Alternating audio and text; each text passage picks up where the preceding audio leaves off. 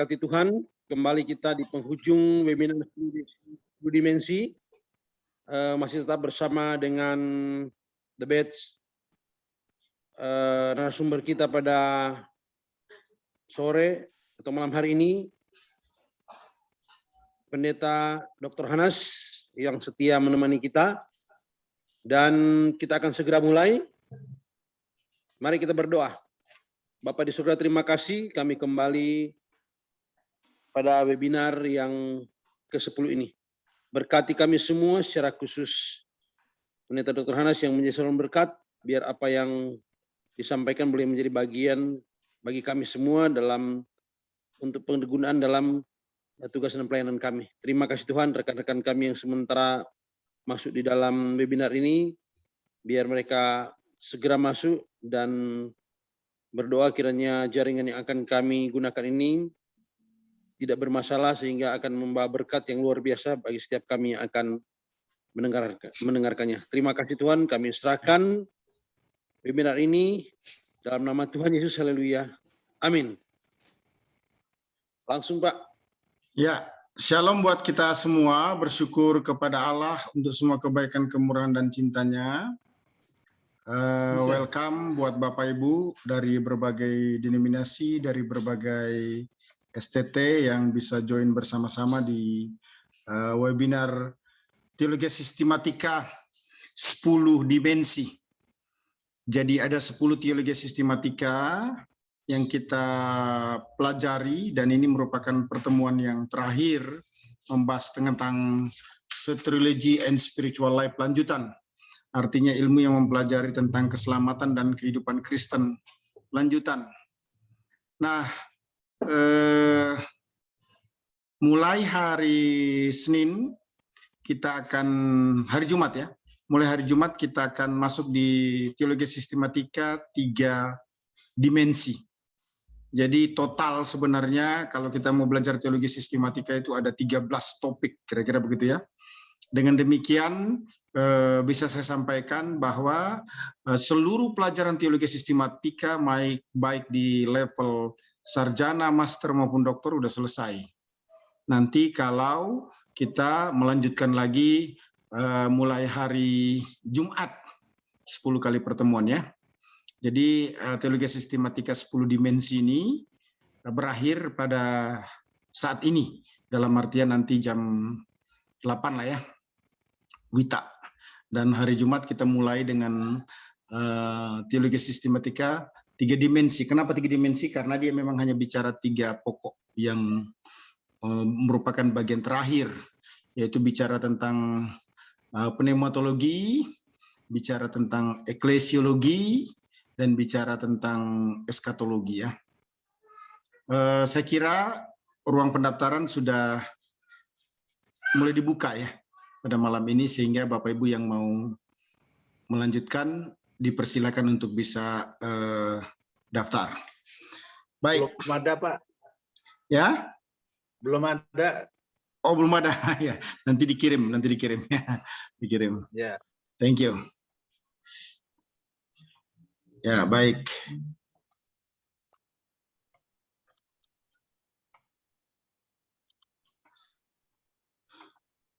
Soteriology and Spiritual Life lanjutan, kita mulai dengan pembenaran atau justification, Allah bersifat permanen.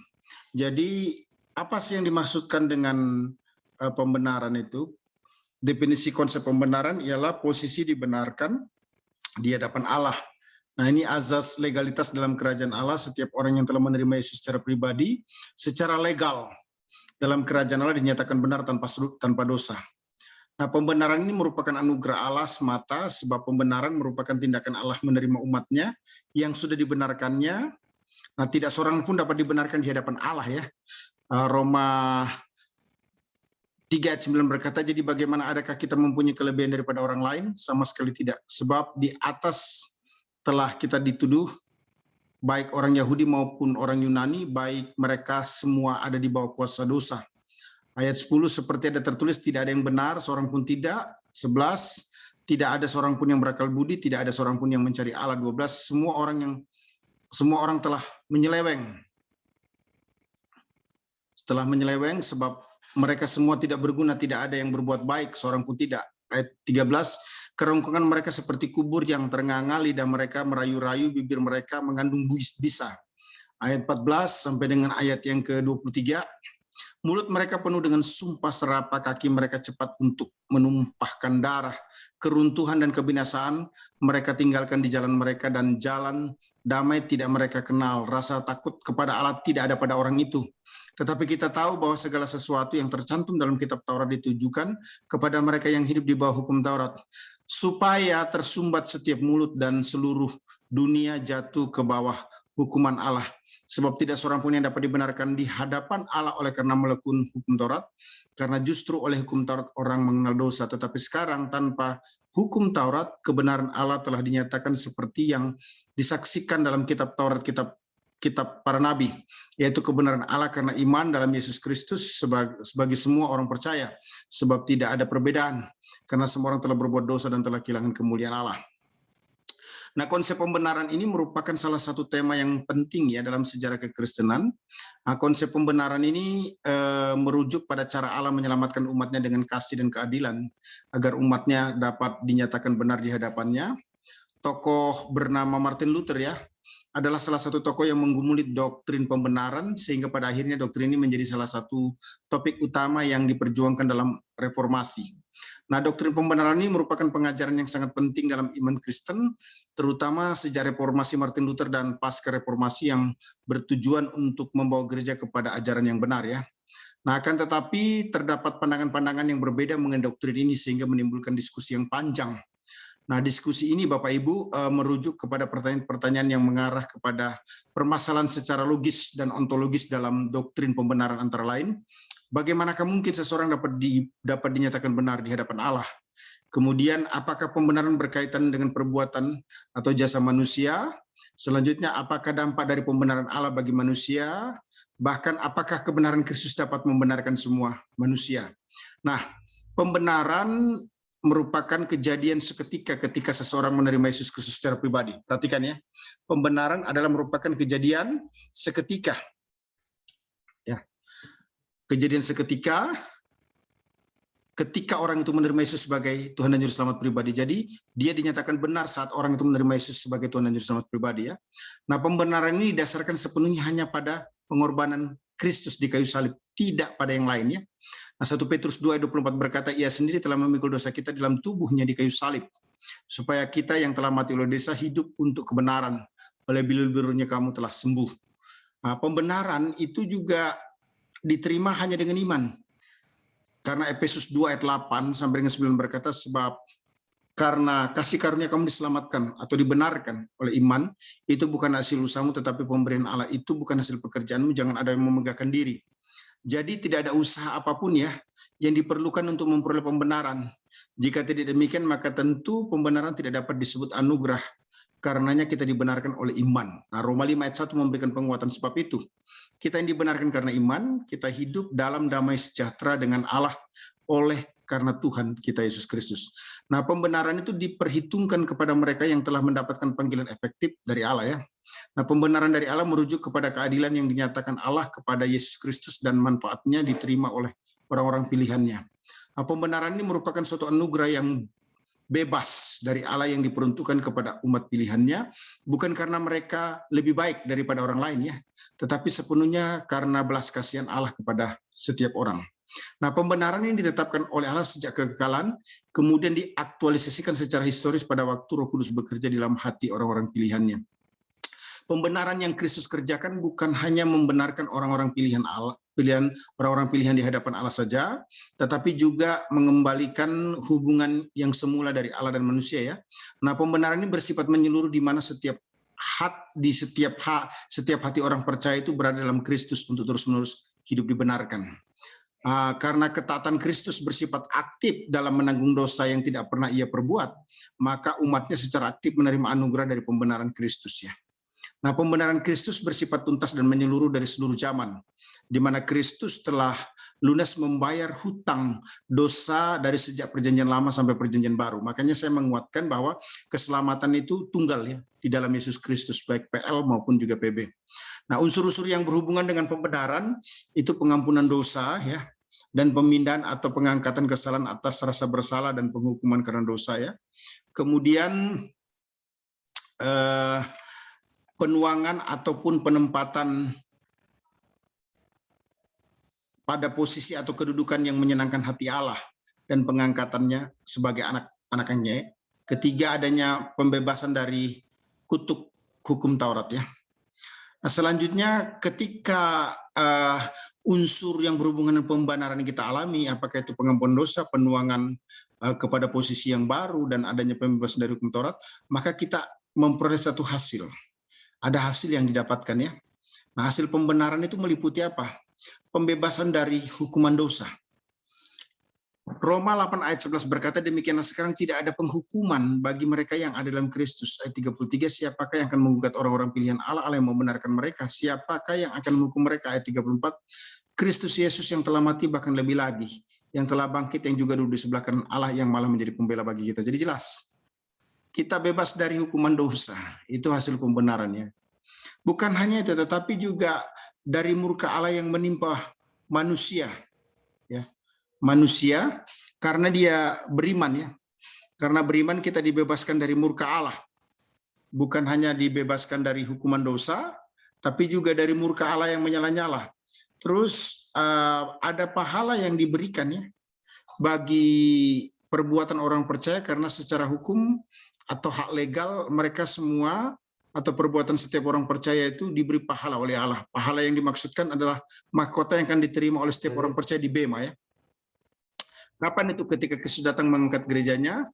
Namun perlu diperhatikan bahwa terkait dengan mahkota ini hanya mereka yang memenuhi kualifikasi untuk mendapatkannya. Yang pertama, kualifikasinya itu adalah motivasi ya.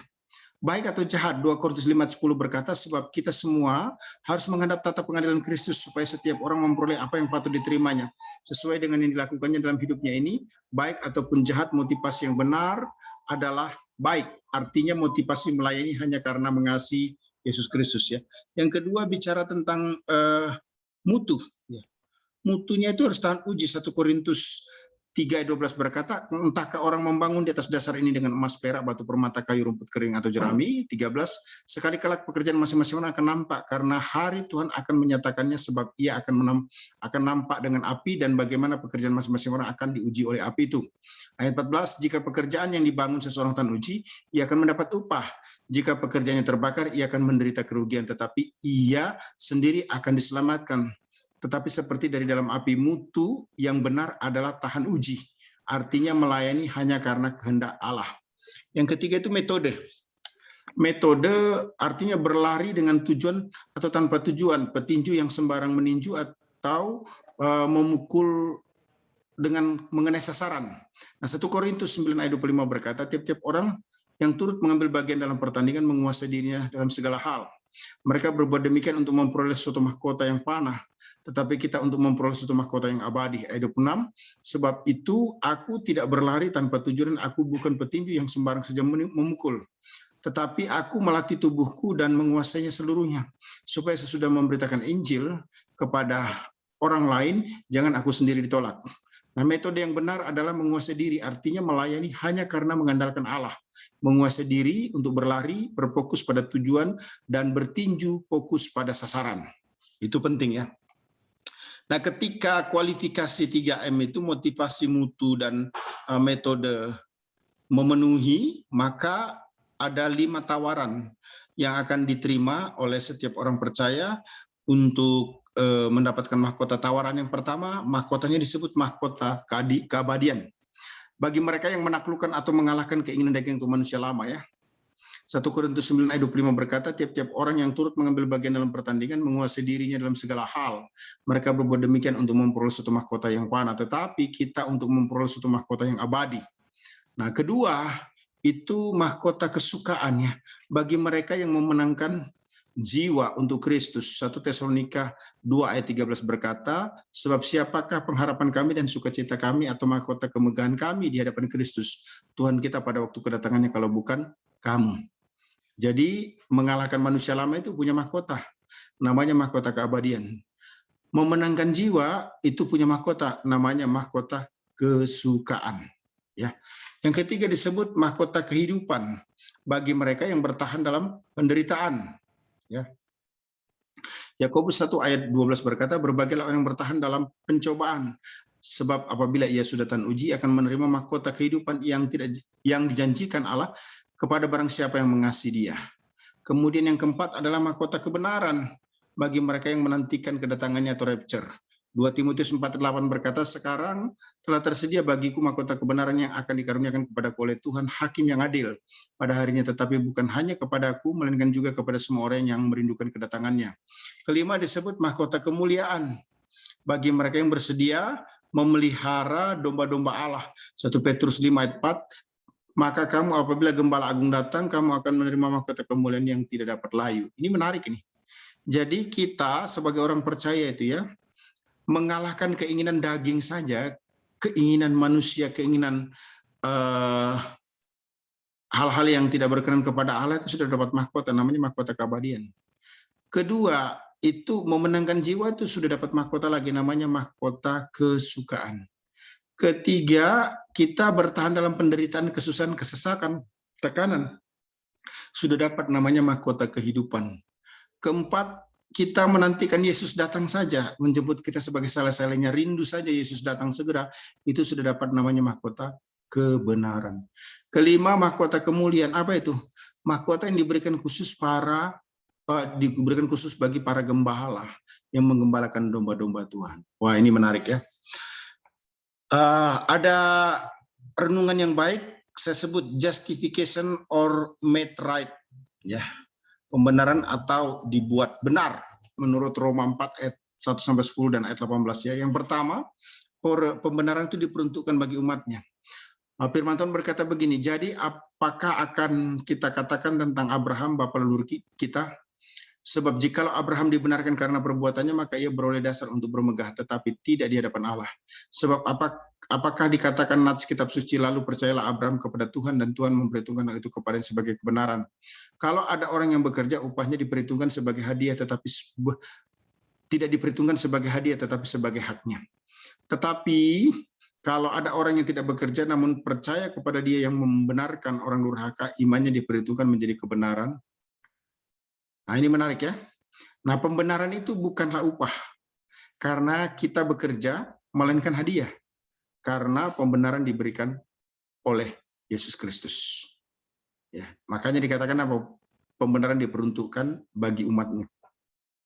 Yesus Kristus membenarkan secara de jure hukum ya, setiap orang beriman tanpa syarat karena telah menerima pengampunan dari Allah. Roma 1 ayat 17 berkata, sebab di dalamnya nyata kebenaran Allah yang bertolak dari iman dan memimpin kepada iman, seperti ada tertulis orang benar akan hidup oleh imannya. Ini cocok ya. Ibrani 11 ayat 1, iman adalah dasar dari segala sesuatu yang kita harapkan dan bukti dari segala sesuatu yang kita tidak lihat. Jadi pembenaran itu apa? Mencakup totalitas waktu.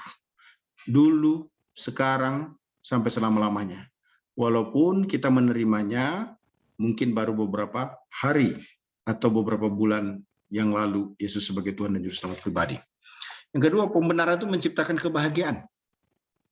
Roma 6 ayat 6 sampai dengan Roma 4 ayat 6 sampai 8 berkata demikian, sebab juga Daud menyebut berbahagia orang yang dibenarkan Allah bukan berdasarkan perbuatannya. Berbahagialah orang yang diampuni pelanggaran-pelanggarannya dan yang ditutupi dosanya. Berbahagialah manusia yang kesalahannya tidak diperhitungkan Tuhan kepadanya. Nah, kenapa dikatakan berbahagia? Karena semua pelanggaran diampuni, semua dosa ditutupi, semua kesalahan tidak diperhitungkan. Perhatikan Mazmur 4 ayat 6-8 ini merupakan kutipan Paulus dari Mazmur 32 ayat 1 sampai dengan ayat yang kedua. Dari Daud, nyanyian pengajaran, berbahagialah orang yang diampuni pelanggarannya, yang dosanya ditutupi. Berbahagialah mereka yang kesalahannya tidak diperhitungkan Tuhan dan yang tidak berjiwa penipu. Nah, Mazmur 30 ayat 1-2 ini oleh Daud terkait dengan apa? Dosa-dosa Daud berbuat zina dengan Batseba, termasuk juga skenario pembunuhan suami Batseba yakni Uria. Nah, kebahagiaan dari Allah itu bersifat permanen ya. bukan bersyarat. Mazmur 1 ayat 1 sampai dengan ayat 3 berkata, berbahagialah orang yang tidak berjalan menurut nasihat orang fasik, yang tidak berdiri di jalan orang berdosa, dan yang tidak duduk dalam kumpulan pencemooh. Tetapi yang kesukaannya ialah Taurat Tuhan dan merenungkan Taurat itu siang malam.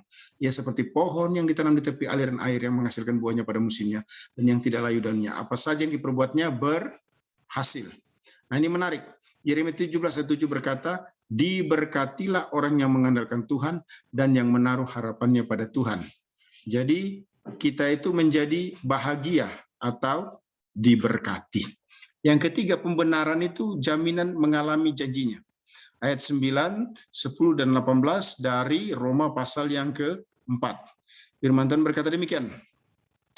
Adakah ucapan bahagia ini hanya berlaku bagi orang bersunat saja atau juga bagi orang yang tak bersunat? Sebab telah kami katakan bahwa kepada Abraham iman diperhitungkan sebagai kebenaran. Dalam keadaan manakah hal itu diperhitungkan? Sebab sebelum atau sesudah ia disunat? Bukankah sesudah disunat? Tetapi sebelumnya, ayat 18, sebab sekalipun tidak ada dasar untuk berharap, namun Abraham berharap juga dan percaya bahwa ia akan menjadi bapa banyak bangsa, menurut yang telah difirmankan, demikianlah banyaknya nanti keturunanmu. Nah, janji Allah itu diterima karena tetap berharap sekalipun tidak dasar. Dijelaskan begitu ya terhadap Abraham. Nah, kalau kita memperhatikan jelas sekali janji Tuhan dalam Ulangan 30 ayat 9 ya. Tuhan Allahmu akan melimpahi engkau dengan kebaikan dalam segala pekerjaanmu, dalam buah kandunganmu, dalam hasil ternakmu, dan dalam hasil bumimu. Sebab Tuhan Allahmu akan bergirang kembali karena engkau dalam keberuntunganmu, seperti ia bergirang karena nenek moyangmu dahulu. Ayat 10, apabila engkau mendengarkan suara Tuhan Allahmu dengan berpegang pada perintah dan ketetapannya yang tertulis dalam kitab Taurat ini, dan apabila engkau berbalik kepada Tuhan Allahmu dengan segenap hatimu dan dengan segenap jiwamu. Nah, Lukas 1 ayat 37 berkata, sebab bagi Allah tidak ada yang mustahil. Artinya menerima janji Tuhan itu pasti dan tidak mustahil. Baik, secara khusus kita lihat adanya keunggulan dari pembenaran Allah berdasarkan Roma 8 ayat 30 ya.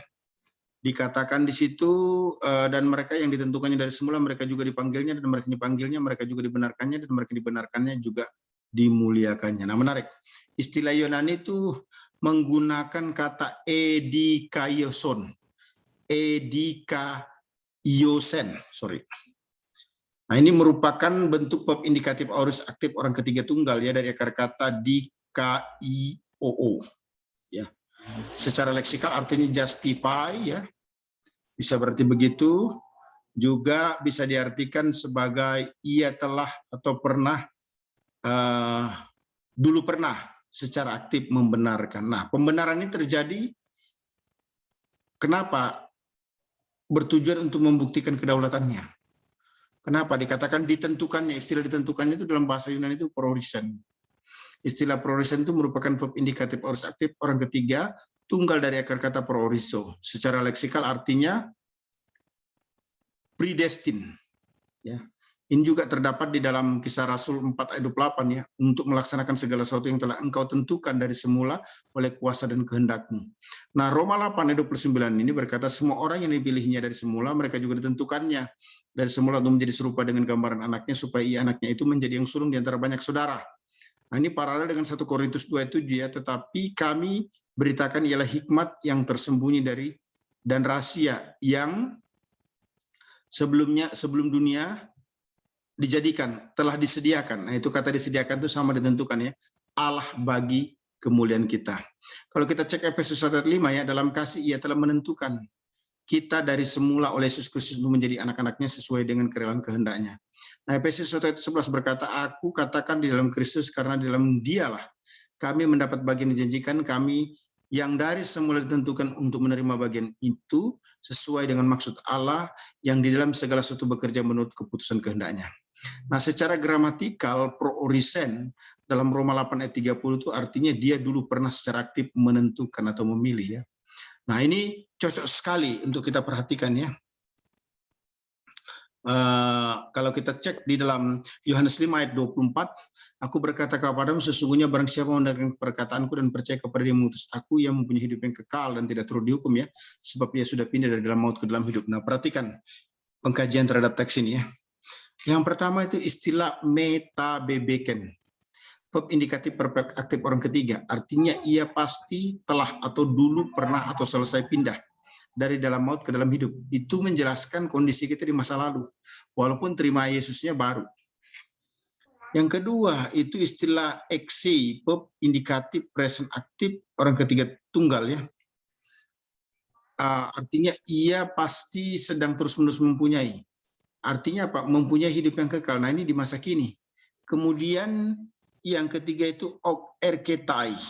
Nah istilah ok ini artinya tidak erketai ini verb indikatif present middle orang ketiga tunggal ya. Diartikan ia pasti sedang terus-menerus tidak turut.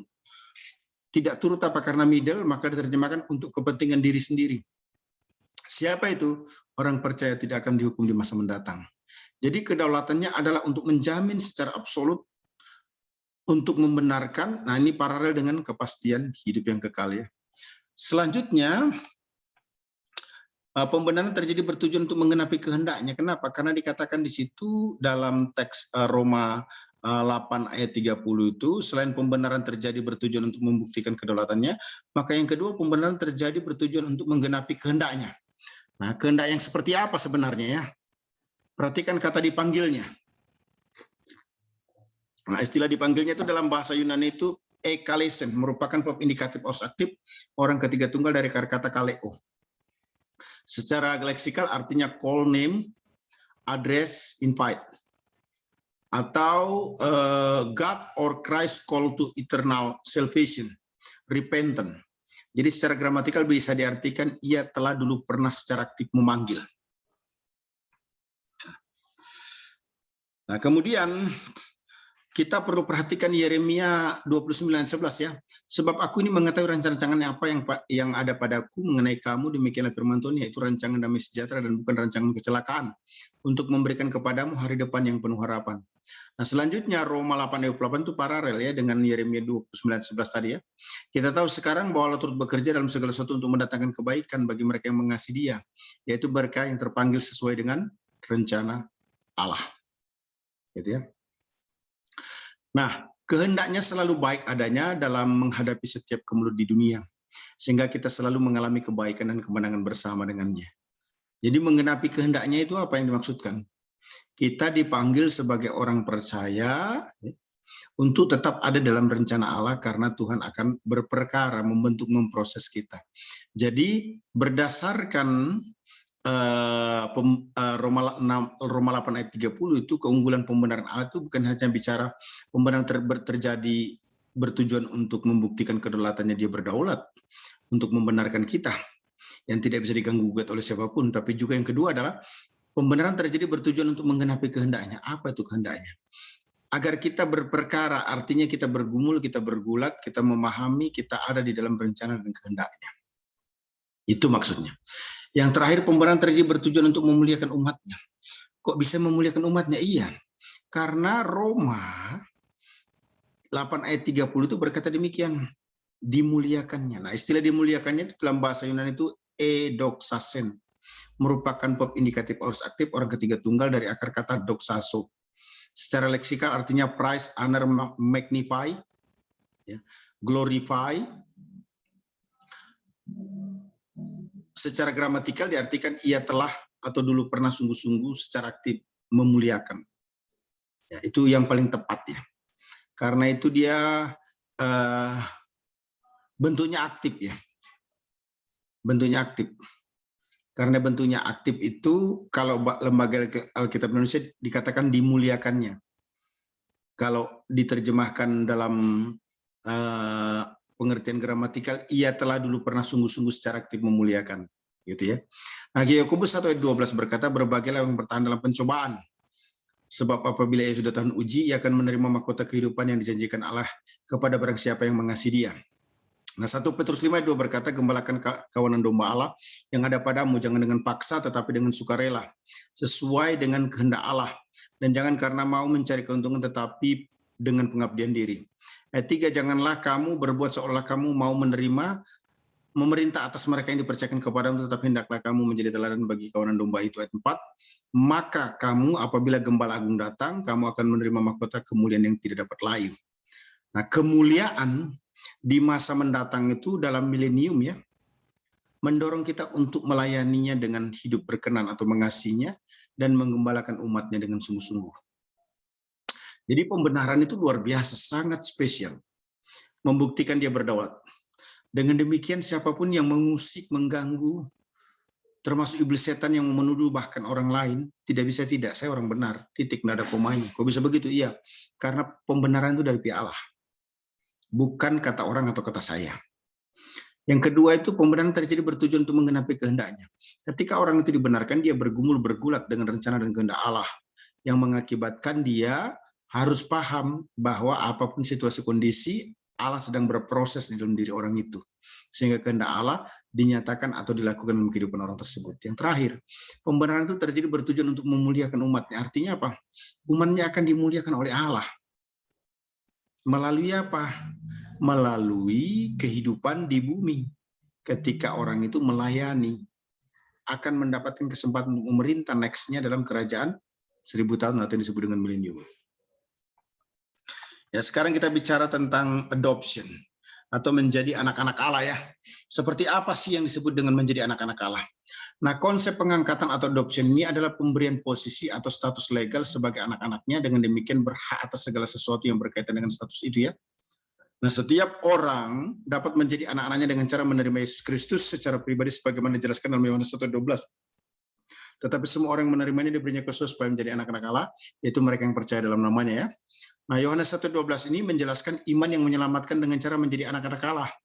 Artinya seseorang wajib menerima elabon, dari akar kata lambano dalam bahasa Yunani ya.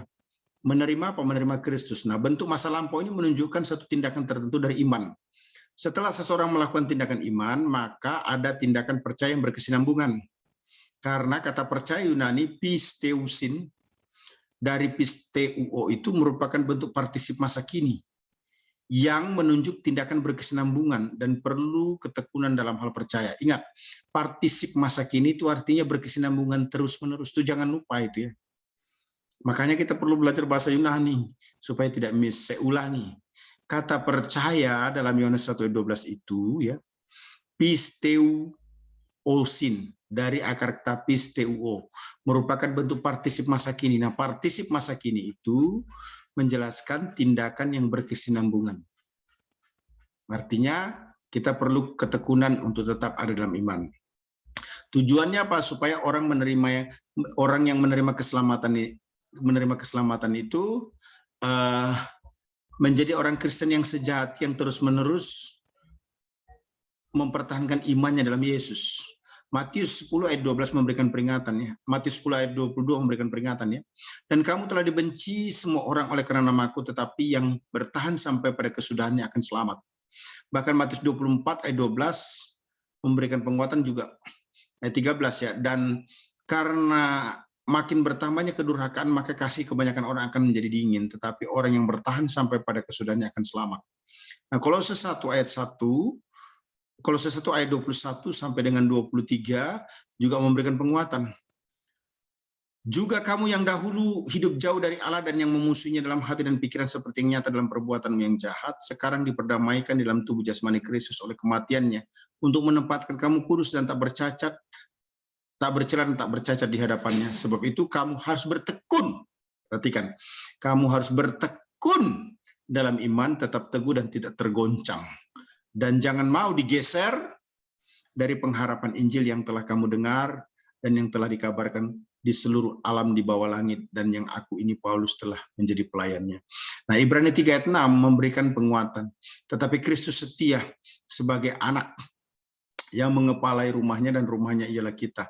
Jika kita sampai kepada akhirnya teguh berpegang kepada kepercayaan dan pengharapan yang kita megahkan.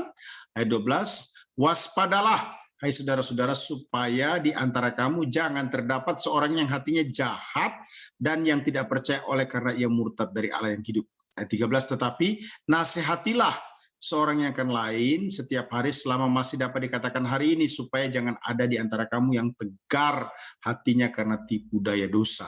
Ayat 14-15, karena kita telah beroleh bagian di dalam Kristus, asal saja kita teguh berpegang sampai kepada akhirnya pada keyakinan iman yang semula.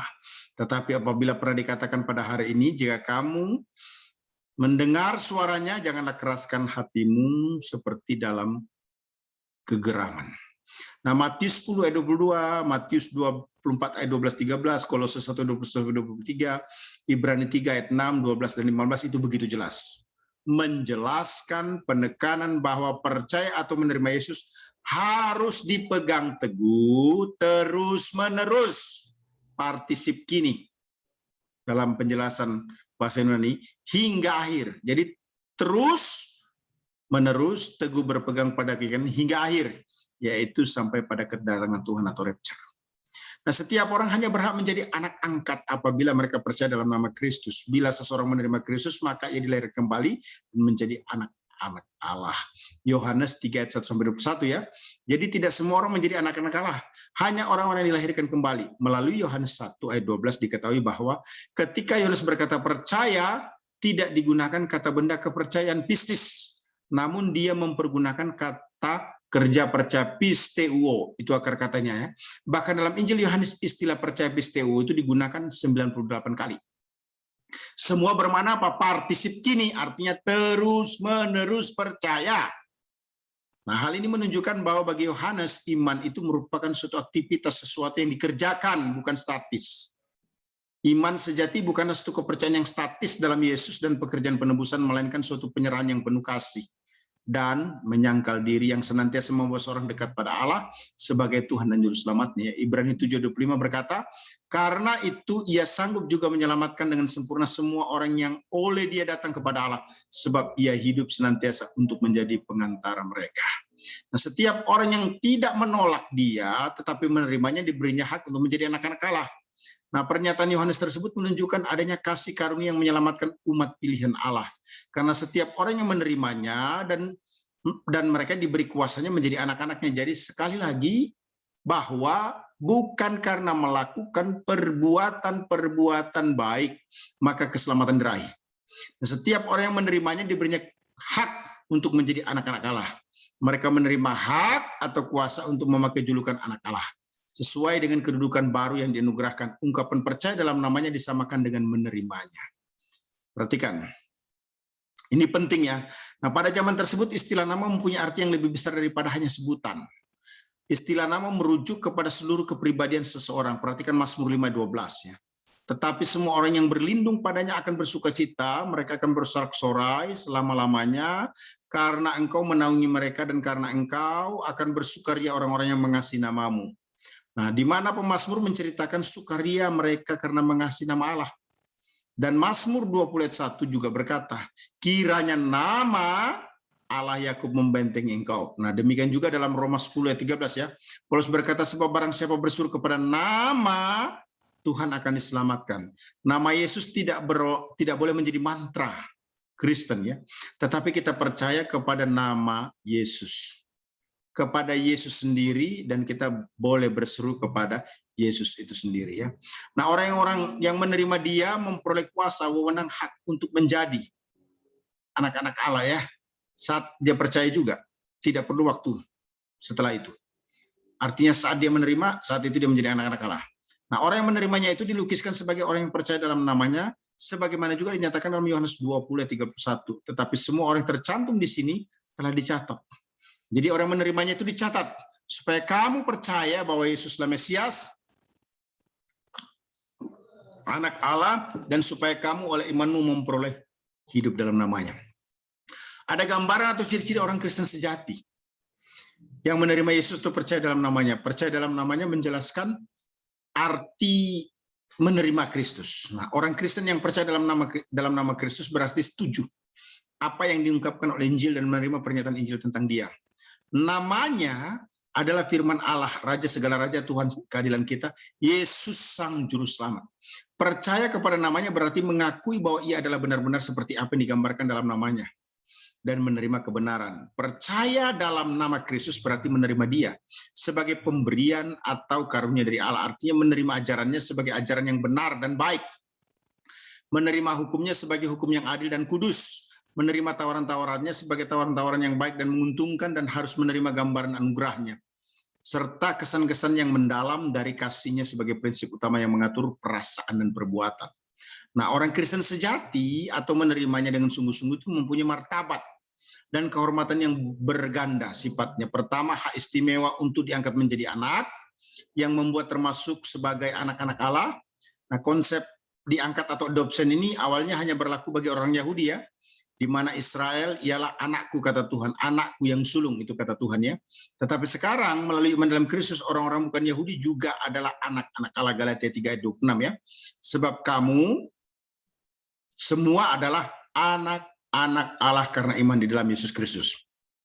Dikatakan kita diberi kuasa, kita diberi wewenang eksosia, sebab tidak seorang pun bisa mengambil kuasa itu bagi dirinya sendiri, selain diberi wewenang melalui ketetapan Injil kepada setiap orang yang menerima atau menerima hak atau keutamaannya ini menjadi orang-orang kudus.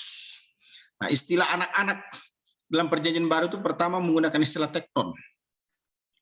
Ini untuk menyatakan anak yang hadir dalam suatu lembaga keluarga melalui kelahiran biasa. Istilah teknon ini menunjuk kepada seorang anak kecil ya.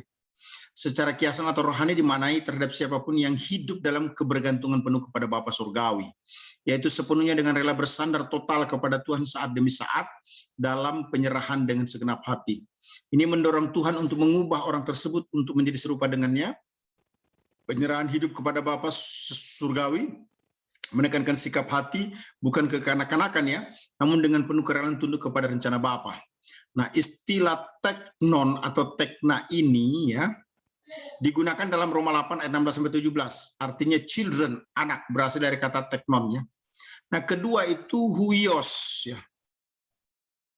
Huios itu dipakai untuk menyatakan tentang anak dalam artian dewasa, anak angkat. Nah, istilah huios ini digunakan secara dalam oleh dunia sekuler, oleh Pindar dan Herodotus dengan arti anak adopsi.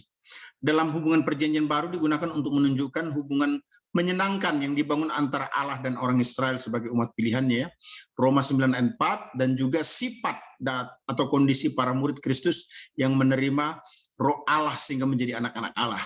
Nah, istilah dalam Alkitab bahasa Indonesia Perjanjian Baru itu huiotesian dari akar kata huiotesia yang merupakan gabungan dari huios dan tesis. Nah, diartikan adoption atau pengangkatan, digunakan dalam Efesus 1 ayat 5 ya. Bisa juga dalam Galatia 4 ayat 5, Roma 8 ayat 15 dan 23. Ya, gitu ya. Nah, istilah huiotesia dalam literatur di luar Alkitab itu menunjukkan adoption secara legal bersama-sama dengan hak pewarisan dan kewajiban seperti yang dinyatakan oleh orang tua terhadap anak angkatnya ya. Begitu ya. Baik. Nah, timbul pertanyaan, apa hubungannya ini dengan saya sebagai orang percaya? Maka kita masuk di poin menjadi anak-anak Allah secara teologis. Apa sih maknanya? Maknanya? Apa sih manfaatnya? Pertama, diangkat oleh Allah menjadi anggota keluarga Allah, di mana Allah menjadi Bapa bagi semua orang percaya. Jangan lupa itu. Nah, pengangkatan sebagai anak ini diperoleh oleh penebusan Kristus karena orang-orang pilihan yang telah ditetapkan oleh Allah Bapa ya. Dan kemudian diteguhkan oleh Roh Kudus yang meregenerasi dan memberikan iman yang memampukan kita memanggil Allah sebagai Bapa kita. Artinya gini, adoption itu tidak terlepas dari pembenaran dan kelahiran baru. Orang yang telah dibenarkan pasti akan diadopsi sebagai anak-anak Allah. Jangan lupa itu ya. Nah, pembenaran adalah sesuatu yang berhubungan dengan hukum, dengan kata lain pembenaran berhubungan dengan status anugerah. Sedangkan regenerasi atau kelahiran kembali berhubungan dengan keadaan dalam anugerah, yaitu membangkitkan di dalam kita sebuah natur atau karakter baru. Ya, sebagai anak-anak Allah, maka setiap orang yang percaya layak untuk disiplin oleh Bapa. Jangan lupa itu, saya ulangi. Setiap anak-anak Allah layak untuk disiplin oleh Allah Bapa. Ibrani 12 ayat 6 berkata, karena Tuhan menghajar orang yang dikasihinya dan ia menyesak orang yang diakuinya sebagai anak. 7, jika kamu harus menanggung ganjaran, Allah memperlakukan kamu seperti anak. Di manakah terdapat anak yang tidak dihajar oleh ayahnya? Ayat 11, memang tiap-tiap ganjaran pada waktu ia diberikan tidak mendatangkan sukacita, tetapi duka cita. Tetapi kemudian ia menghasilkan buah kebenaran yang memberikan damai kepada yang dilatih olehnya. Jadi disiplin Allah Bapa bagi setiap anak itu menjadikan kita menyenangkan Allah atau tidak berbuat dosa lagi. Itu jelas ya dalam 1 Yohanes 3:9 ya. Setiap orang yang lahir dari Allah tidak berbuat dosa lagi, sebab benih ilahi tetap ada di dalam dia dan ia tidak dapat berbuat dosa karena ia lahir dari Allah. Nah, menarik. Tujuan akhir Allah dalam menjadikan setiap orang percaya anak-anaknya itu apa? Adalah menyelamatkan selama-lamanya. Yohanes 3:16 berkata, karena begitu besar kasih Allah akan dunia ini, sehingga ia telah mengaruniakan anak yang tunggal, supaya setiap orang percaya kepadanya tidak binasa, melainkan beroleh hidup yang kekal. Bukan hanya menyelamatkan selama-lamanya, juga menjadikan kita serupa dengan anaknya atau Yesus Kristus. Roma 8 ayat 29 berkata, sebab semua orang yang dipilihnya dari semula, mereka juga ditentukannya dari semula untuk menjadi serupa dengan gambaran anaknya. Siapa itu Yesus? Supaya ia, anaknya Yesus, itu menjadi yang sulung di antara banyak saudara. Yang kedua itu berhak mewarisi kerajaan Allah bersama orang-orang beriman lainnya. Itu yang kedua ya. Nah, peristiwa adopsi itu kan juga dijelaskan dalam Lukas 15 ayat 7 ya. Aku berkata kepadamu, demikianlah juga ada sukacita di surga karena satu orang berdosa yang bertobat. Lebih daripada sukacita karena 99 orang benar yang tidak memerlukan pertobatan. Ayat 10. Aku berkata kepadamu, demikian juga akan ada sukacita pada malaikat-malaikat Allah karena satu orang berdosa yang bertobat. Nah, sebagai pewaris kerajaan Allah, maka setiap orang percaya itu penting untuk mengetahui beberapa hal yang terkait dengan dirinya. Nah, perhatikan nih. Yang pertama kan tadi saya katakan begini, menjadi anak-anak secara teologis itu mengalami dua hal. Yang pertama, diangkat oleh Allah menjadi anggota keluarga Allah, di mana Allah Bapa di mana Allah menjadi Bapa bagi semua orang percaya. Dan dengan demikian, dia dihajar, dibentuk agar menyenangkan hati Bapa. Yang kedua, dia mewarisi kerajaan Allah bersama-sama dengan orang beriman. Nah, timbul pertanyaan, yang dimaksudkan dengan pewaris kerajaan Allah itu apa? Satu, layak menderita agar dipermuliakan bersama-sama dengan dia. Mengapa? Iya. Roma 8 ayat 17 berkata, dan jika kita adalah anak, maka kita juga adalah ahli waris. Maksudnya orang-orang yang berhak menerima janji-janji Allah yang akan menerimanya bersama-sama dengan Kristus. Yaitu jika kita menderita bersama-sama dengan dia, supaya kita juga dipermuliakan bersama-sama dengan dia.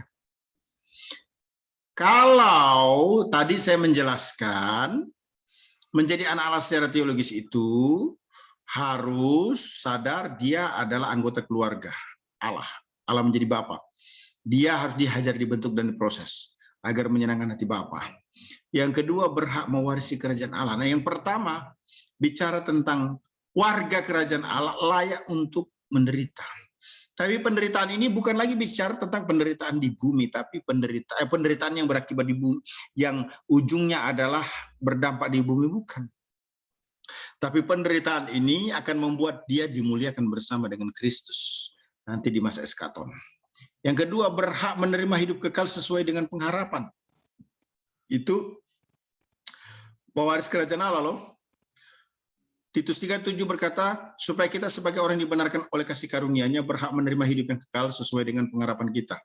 Yang ketiga, berhak untuk mendapat bagian yang tidak dapat binasa di sorga. 1 Petrus 1 ayat 4 berkata, untuk menerima suatu bagian yang tidak dapat binasa, yang tidak dapat cemar, dan yang tidak dapat layu, yang tersimpan di sorga bagi kamu. Yang keempat itu berhak menjadi objek kasihnya yang istimewa. Mengapa? Karena Yohanes 17 ayat 22 sampai dengan 23 menyatakan itu. Dan aku telah memberikan kepada mereka kemuliaan yang engkau berikan kepada aku, supaya mereka menjadi satu sama seperti kita adalah satu. Aku di dalam mereka dan engkau di dalam aku, supaya mereka sempurna menjadi satu, agar dunia tahu bahwa engkau telah mengutus aku dan bahwa engkau mengasihi mereka sama seperti engkau mengasihi aku. Nah, perhatikan, sebagai objek kasih Allah, setiap orang percaya itu diberkati secara finansial. Makanya muncul Matius 6 ayat 32 dan 33 berkat 30 sampai dengan 34. Semua itu dicari bangsa-bangsa yang tidak mengenal Allah, akan tetapi Bapamu yang di surga tahu bahwa kamu memerlukan semuanya itu, tetapi carilah kerajaan Allah dan kebenarannya, maka semua itu akan ditambahkan kepadamu. Bahkan ayat 34 berkata, sebab itu janganlah kamu khawatir akan hari besok karena hari besok mempunyai kesusahan sendiri. Kesusahan sehari cukuplah untuk sehari. Nah, yang kelima adalah berhak mendapatkan penghiburan ketika mengalami bermacam-macam penderitaan. Kenapa? 2 Korintus 1 ayat 4 berkata, yang menghibur kami dalam segala penderitaan kami sehingga kami sanggup menghibur mereka. Dan berada dalam bermacam-macam penderitaan dengan penghiburan yang kami terima sendiri dari Allah. Yang keenam, berhak menjadi pewaris harta warisannya. 1 Petrus 1 ayat 3 sampai dengan ayat kelima menjelaskan itu. Terpujilah Allah dan Bapa Tuhan kita Yesus Kristus karena rahmat-Nya yang besar telah melahirkan kita kembali oleh kebangkitan Yesus Kristus dari antara orang mati kepada suatu hidup yang penuh pengharapan untuk menerima suatu bagian yang tidak dapat binasa, yang tidak dapat cemar dan yang tidak dapat layu, yang tersimpan di sorga bagi kamu. Ayat 5, yaitu kamu yang dipelihara dalam kekuatan Allah karena imanmu sementara kamu menantikan keselamatan yang telah tersedia untuk dinyatakan pada zaman akhir. Nah, ini penting buat kita ya.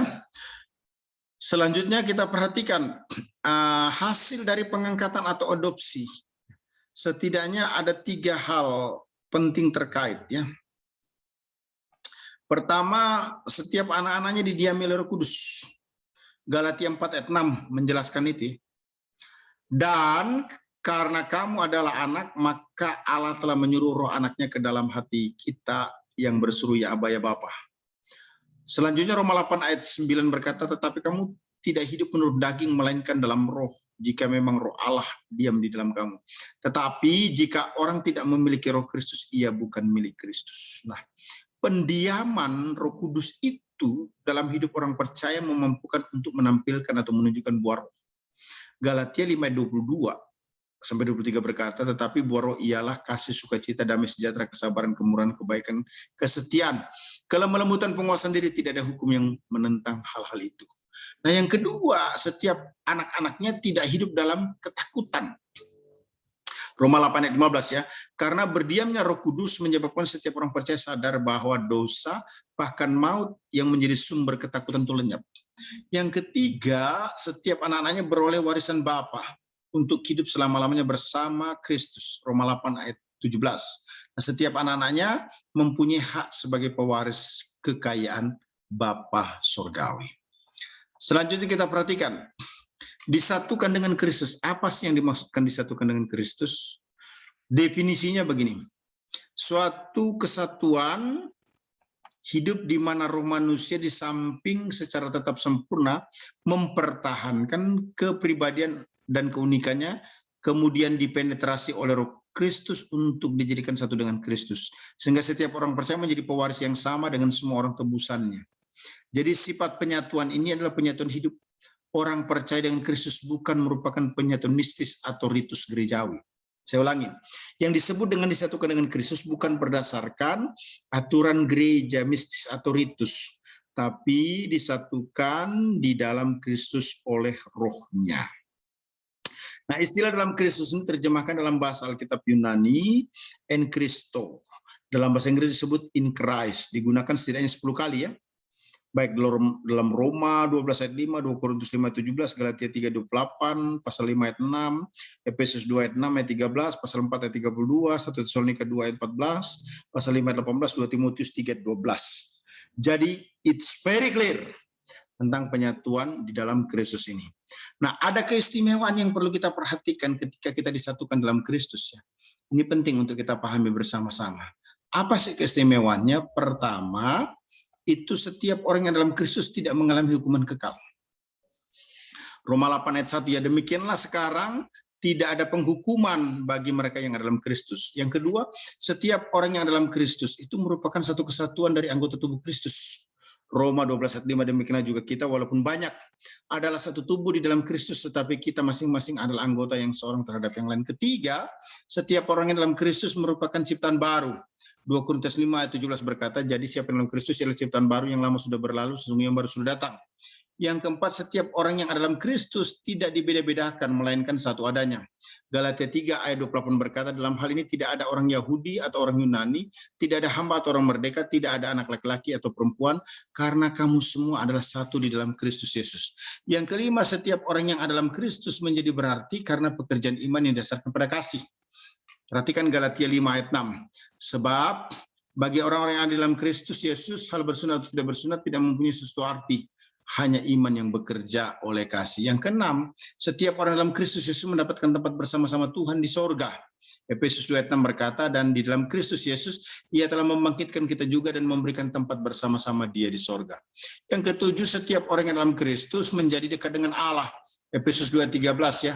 Tetapi sekarang di dalam Kristus Yesus kamu yang dahulu jauh sudah menjadi dekat oleh darahnya. Kedelapan, setiap orang yang dalam Kristus Yesus mengalami pengampunan Allah sehingga wajib saling mengampuni. Itu jangan lupa ya. Bukan hanya diampuni tetapi juga mengampuni. Efesus 4:32 berkata, tetapi hendaklah kamu ramah seorang terhadap yang lain, penuh kasih mesra dan saling mengampuni. Sebagaimana Allah dalam Kristus telah mengampuni kamu. Yang kesembilan, setiap orang yang dalam Kristus wajib menjadi jemaat yang menuruti Allah. 1 Tesalonika 2:14 berkata, sebab kamu saudara-saudara telah menjadi penurut jemaat-jemaat Allah di Yudea, jemaat-jemaat di dalam Kristus Yesus. Karena kamu juga telah menderita dari teman-teman sebangsamu, segala sesuatu yang mereka derita dari orang-orang Yahudi.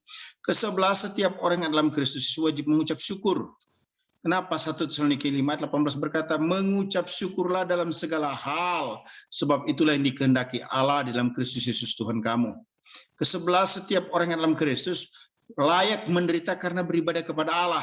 2 Timotius 3:12 berkata, memang setiap orang yang mau hidup beribadah dalam Kristus Yesus akan menderita aniaya. Ke-12, setiap orang yang dalam Kristus wajib saling memberi penghiburan.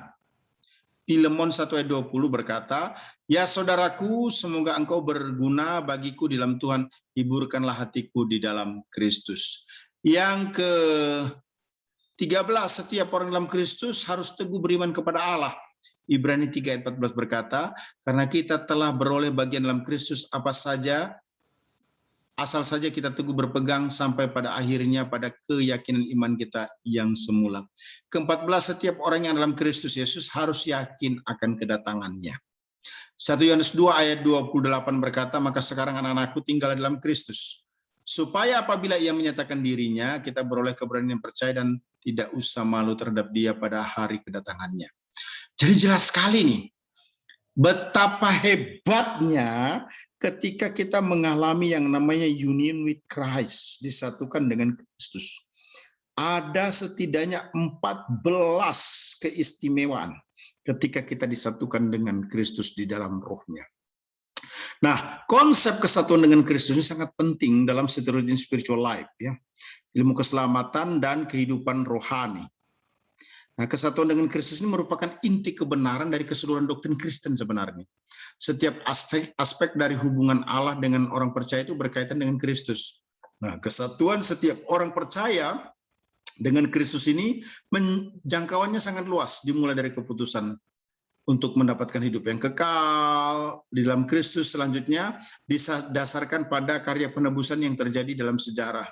Nah, akhirnya kesatuan dengan Kristus ini secara aktual dibangun setelah seseorang mengalami kelahiran baru dalam Kristus, berlanjut dalam hidup hingga mencapai tujuan akhir, yakni kemuliaan kekal di masa mendatang. Nah, kesatuan dengan Kristus setiap orang percaya itu menjadikan umatnya menerima berkat yang istimewa, yaitu ada yang namanya hubungan dengan orang percaya dalam Kristus, hubungan orang percaya dalam Kristus, kedua hubungan Kristus di dalam orang percaya, ketiga hubungan orang percaya dengan keserupan Kristus, yang keempat hubungan semua orang yang percaya secara bersama-sama dengan Kristus. Ya. Nah, ini perhatikan. Berkat dari kesatuan Kristus dengan setiap orang percaya itu menjadikan seseorang mengalami berkat yang luar biasa. Setidaknya ada 4 tadi ya. Yang pertama, hubungan orang percaya dalam Kristus. Nah, setiap orang percaya itu berada dalam Kristus, berarti ada dalam rencana kekalnya. Ya. Nah, Kristus tidaklah memilih seseorang terlebih dahulu kemudian memutuskan untuk menyatukan dengan Kristus, melainkan sambil memilih seseorang, pada saat yang sama Allah memikirkan untuk menyatukannya dengan Kristus. Itu pentingnya. Jadi Kristus tidak lebih dulu memilih seseorang, kemudian baru memutuskan untuk menyatukan dengan Kristus. Bukan seperti itu.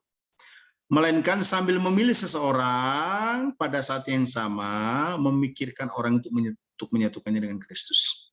Yang kedua, hubungan Kristus dengan orang di dalam orang beriman. Hubungan orang. Jadi kalau yang pertama hubungan orang percaya dalam Kristus, yang kedua hubungan Kristus di dalam orang percaya.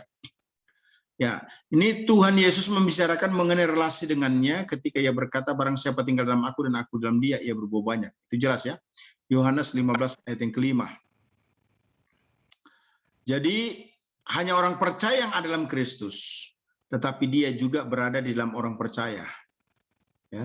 Jadi bukan hanya orang percaya yang ada dalam Kristus, tapi Tuhan juga berada dalam orang percaya untuk memberikan kuasa menjalani kehidupan Kristen yang sejati. Ya. Nanti bisa dicek dalam Galatia 2 ayat 20. Nah, ketika orang percaya menyadari Kristus tinggal di dalam dirinya, maka akan menghancurkan kesombongan dan menunjukkan kebergantungan kepada Kristus sehingga melakukan perintah Allah. Satu indikasi Kristus ada di dalam diri orang tersebut ya. Sebagian menjelaskan dalam 1 Yohanes 3 ayat 24. Yang ketiga itu hubungan orang percaya dengan keserupaan Kristus. Kalau tadi hubungan orang percaya dalam Kristus, sekarang dengan keserupaan Kristus. Maksudnya apa tuh? Aspek ketiga kesatuan orang percaya dengan Kristus adalah orang percaya yang serupa dengannya. 1 Korintus 11 ayat 1 berkata, jadilah pengikutku, seperti aku juga menjadi pengikut Kristus. Gitu ya. Kalau kita cek 1 Yohanes 2 ayat 6, barang siapa mengatakan bahwa ia ada di dalam dia, ia wajib hidup sama seperti Kristus telah hidup. Nah, jelas ya. Jadi ini bicara tentang apa? Kesatuan dengan Kristus menyatu. Menyatakan bahwa setiap orang percaya seharusnya meneladani Kristus. Yang keempat itu hubungan orang percaya secara bersama-sama ya dengan Kristus. Di mana Kristus hadir secara personal dalam hidup orang percaya dan mengenalnya. Filipi 3 ayat 8 berkata ya, malahan segala sesuatu kuanggap rugi karena pengenalan akan Kristus Tuhanku. Lebih mulia daripada semuanya. Oleh karena dialah aku telah melepaskan semuanya itu dan menganggapnya sampah supaya aku memperoleh Kristus. Ya. Jelas. Nah, kemudian saya ingin menjelaskan ada dua bentuk lukisan kesatuan dengan Kristus ya. Pertama, lukisan-lukisan kesatuan Kristus dengan pernyataan-pernyataan yang tak langsung.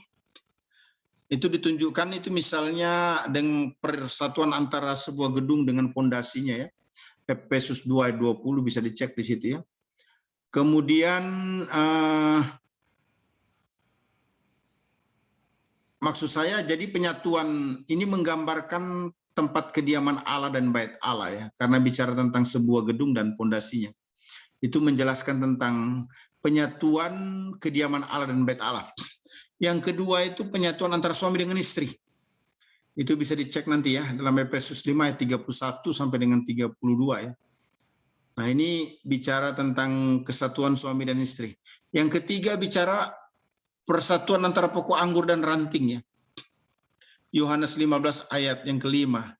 Kemudian yang keempat persatuan antara kepala tubuh dengan anggota-anggotanya Efesus 1:22 sampai dengan 23. Yang kelima persatuan antara bangsa-bangsa dengan Adam Roma 5 ayat 12 sampai dengan 21.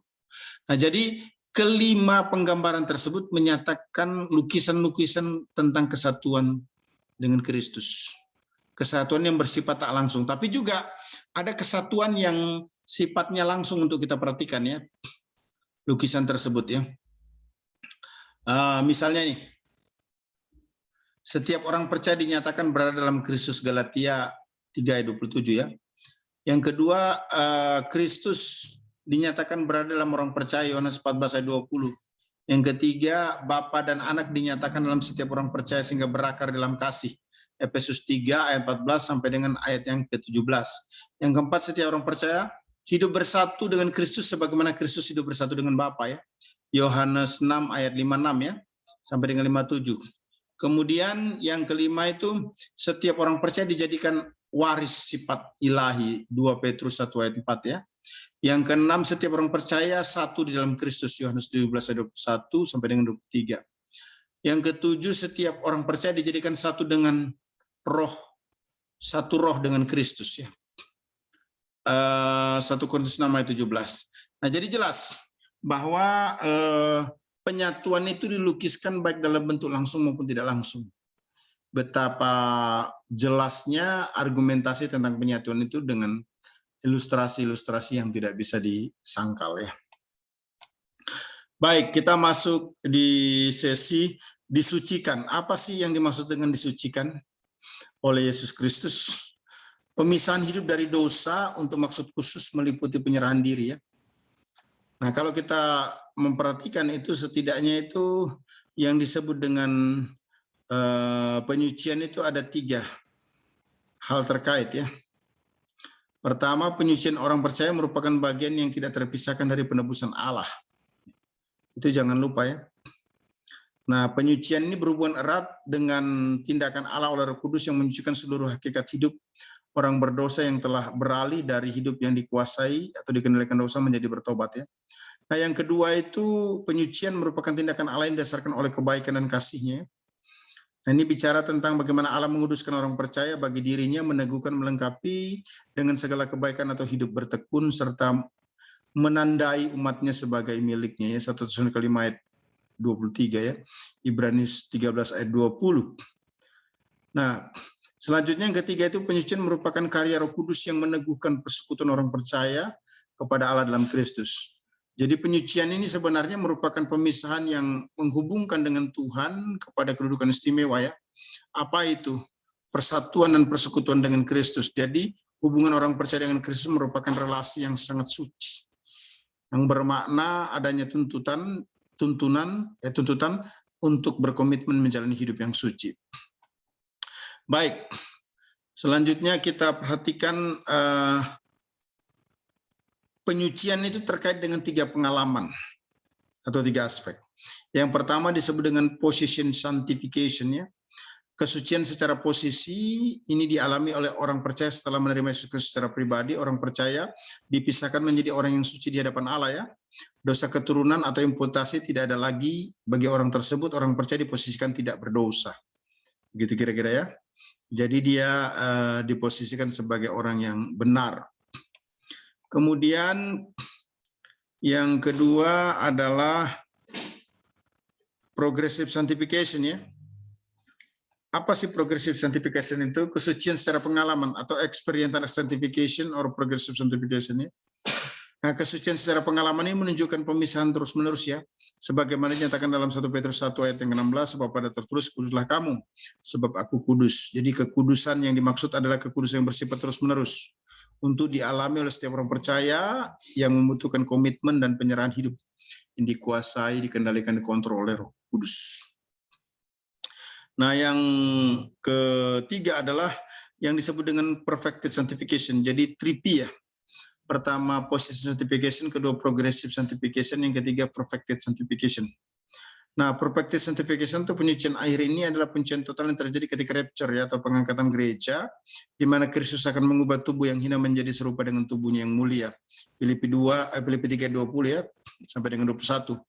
Karena kewarganegaraan kita ada dalam Kristus, dan dari situ juga kita menantikan Tuhan Yesus Kristus sebagai juru selamat, yang akan mengubah tubuh kita yang hina ini sehingga serupa dengan tubuhnya yang mulia, menurut kuasanya yang dapat menaklukkan segala sesuatu kepadanya.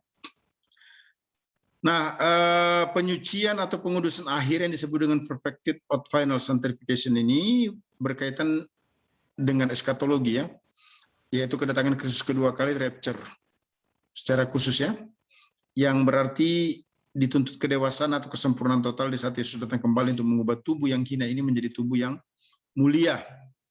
Nah, konsep ini dikatakan atau selanjutnya dikenal sebagai konsep pemuliaan atau glorification ya. Ya, nah coba kita perhatikan sekarang sesi dimuliakan atau glorification. Apa sih yang dimaksudkan dengan pemuliaan? Mengubah tubuh orang percaya menjadi tubuh yang penuh dengan kemuliaan sebagaimana dijelaskan dalam 2 Korintus 4 ayat 16-17 ya. Sebab itu kami tidak tawar hati, tetapi sekalipun manusia lahiriah kami semakin merosot, namun manusia batinnya kami dibaharui dari hari ke hari. Sebab penderitaan ringan yang sekarang ini mengerjakan bagi kami kemuliaan kekal yang melebihi segala-galanya, jauh lebih besar daripada penderitaan kami. Ya, itu menarik ya. Nah, pemuliaan ataupun glorification ini penting untuk kita perhatikan secara bersama-sama. Nah, kalau kita ngecek dalam Filipi 3 ayat 20-21 itu menjelaskan tentang konsep pemuliaan ya. Berkata demikian, Karena kewargaan kita adalah dalam surga dan dari situ juga kita menantikan Tuhan Yesus Kristus sebagai juru selamat 21 yang akan mengubah tubuh kita yang hina ini menjadi serupa dengan tubuhnya yang mulia menurut kuasanya yang dapat menaklukkan segala sesuatu kepada dirinya. Nah, perhatikan di ayat 20 itu ada kata kewargaan ya, yang terdapat dalam Filipi 3:20 ya. Dalam naskah Yunani menggunakan kata politeuma dari akar kata politeuo. Dimaknain sebagai warga negara, mengatur urusan sipil, mengelola negara, membuat warga negara. Jadi istilah politeuo ini berbicara atau menekankan kewarganegaraan, menjelaskan kewarganegaraan yang terkait dengan hak dan kewajiban yang menunjuk pada sesuatu yang istimewa sebagai warga kerajaan, dua warga kerajaan, yaitu kerajaan Allah di bumi dan juga kerajaan Allah di sorga. Baik. Nah, konsep pemuliaan ini, glorifikasi secara luas dimaknai setidaknya dalam 3 hal ya. Pertama apa tuh? Pemuliaan terkait dengan kehidupan bermasyarakat. Kita cek di dalam Ibrani 12 ayat 22-23 ya. Tetapi kamu sudah datang ke Bukit Sion, ke kota yang Allah yang hidup, Yerusalem surgawi, dan kepada beribu-ribu malaikat suatu kumpulan yang meriah. Dan kepada jemaat anak-anak sulung yang namanya terdapat di surga, dan kepada Allah yang menghakimi semua orang, dan kepada roh orang-orang benar yang telah menjadi sempurna. Yang kedua itu pemulihan berdampak pada pemujaan kepada Allah. Sebagaimana dijelaskan di dalam Wahyu 19 ayat 1 sampai dengan ayat yang ke-6 ya. Jadi Wahyu 19 ayat sampai 6 itu merupakan suatu nyanyian yang luar biasa ya, yang dinyanyikan oleh orang percaya di sorga. Ada kata haleluya setidaknya 4 kali ya. Di ayat 1, kemudian di ayat yang kedua, kemudian di ayat yang keempat ya.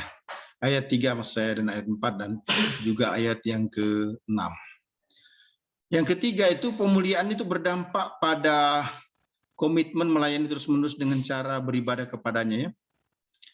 Wahyu 22 ayat 9 berkata, maka tidak akan ada lagi laknat, tahta Allah dan tahta anak domba akan ada di dalamnya, hamba-hambanya akan beribadah kepadanya. Nah, jadi jelas tentang rapture itu ya. Nah, timbul pertanyaan, kapan waktu pemuliaan itu? Kapan waktu pengangkatan gereja itu? Nah, pertama kita perhatikan istilah kedatangan Tuhan dalam bahasa Yunani ya, ada istilah parousia. Ini 1 Tesalonika 4 ayat 15 itu ya, dari akar kata istilah ini dipergunakan dalam 1 Tesalonika 4 ayat 15 itu parousia dari akar kata parousia ya. Artinya presence atau coming. Jadi secara leksikal parousia dapat diartikan kehadiran atau kedatangannya. Istilah paralel yang kedua itu harpazo. Kalau 1 Tesalonika 4 ayat 17 itu menggunakan kata harpazometa, berasal dari akar kata harpazo. Secara leksikal diartikan meraih atau menangkap. Suatu aktivitas yang tidak bisa dihalangi oleh siapapun karena dikerjakan atau dilakukan dengan kekuatan Allah. Nah, ada beberapa hal terkait dengan pandangan kedatangan Tuhan ya. Pertama disebut pre-tribulation rapture view yang menyetujui bahwa pengangkatan gereja terjadi sebelum tribulasi atau masa kesusahan besar ya. Yang kedua, mid-tribulation rapture view, pandangan yang menyetujui bahwa pengangkatan gereja terjadi di tengah-tengah tribulasi atau masa kesusahan besar ya. Kemudian post-tribulation rapture view, pandangan yang menyetujui bahwa pengangkatan gereja terjadi setelah tribulasi atau masa-masa kesusahan besar. Yang keempat, partial rapture view, pandangan yang menyetujui bahwa pengangkatan gereja terjadi sebagian-sebagian yang dimungkinkan di tengah-tengah atau di akhir masa tribulasi. Oke, ada klausa-klausa yang perlu diperhatikan ya.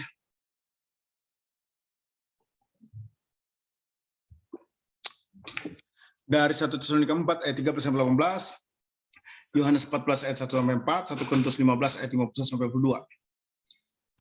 Yang memberikan penguatan terkait dengan kedatangan Tuhan atau rapture itu ya. Setidaknya ada 12. Yang pertama, waktu kedatangan Tuhan ditandai dengan seruan untuk penghulu malaikat ya. Itu 1 Tesalonika 4 ayat 13-16a. Kemudian yang kedua itu waktu kedatangan Tuhan ditandai dengan bunyi sangkakala. Allah 1 Tesalonika 4 ayat 16 bagian B. Yang ketiga itu waktu kedatangan Tuhan ditandai dengan Tuhan sendiri turun dari sorga, 1 Tesalonika 4 ayat 16. Yang keempat itu kedatangan Tuhan ditandai dengan orang percaya yang telah mati dalam Yesus Kristus dibangkitkan, 1 Tesalonika 4 ayat 16 bagian dia. Kemudian yang kelima itu kedatangan Tuhan ditandai dengan orang percaya yang masih hidup diubahkan, 1 Korintus 15 ayat 51 sampai dengan 52 ya. Yang keenam, kedatangan Kristus ditandai dengan semua orang yang percaya diangkat bersama-sama menyongsong Tuhan di angkasa, 1 Tesalonika 4 ayat 17 sampai 18 ya. Yang ketujuh, kedatangan Tuhan ditandai dengan semua orang yang percaya yang sudah diangkat dibawa ke sorga. 1 Yohanes 4 ayat yang ke ayat 1 Yohanes 14 ayat 1 sampai 4 ya. Kemudian yang ke-8, ke-7 saja ya. 7.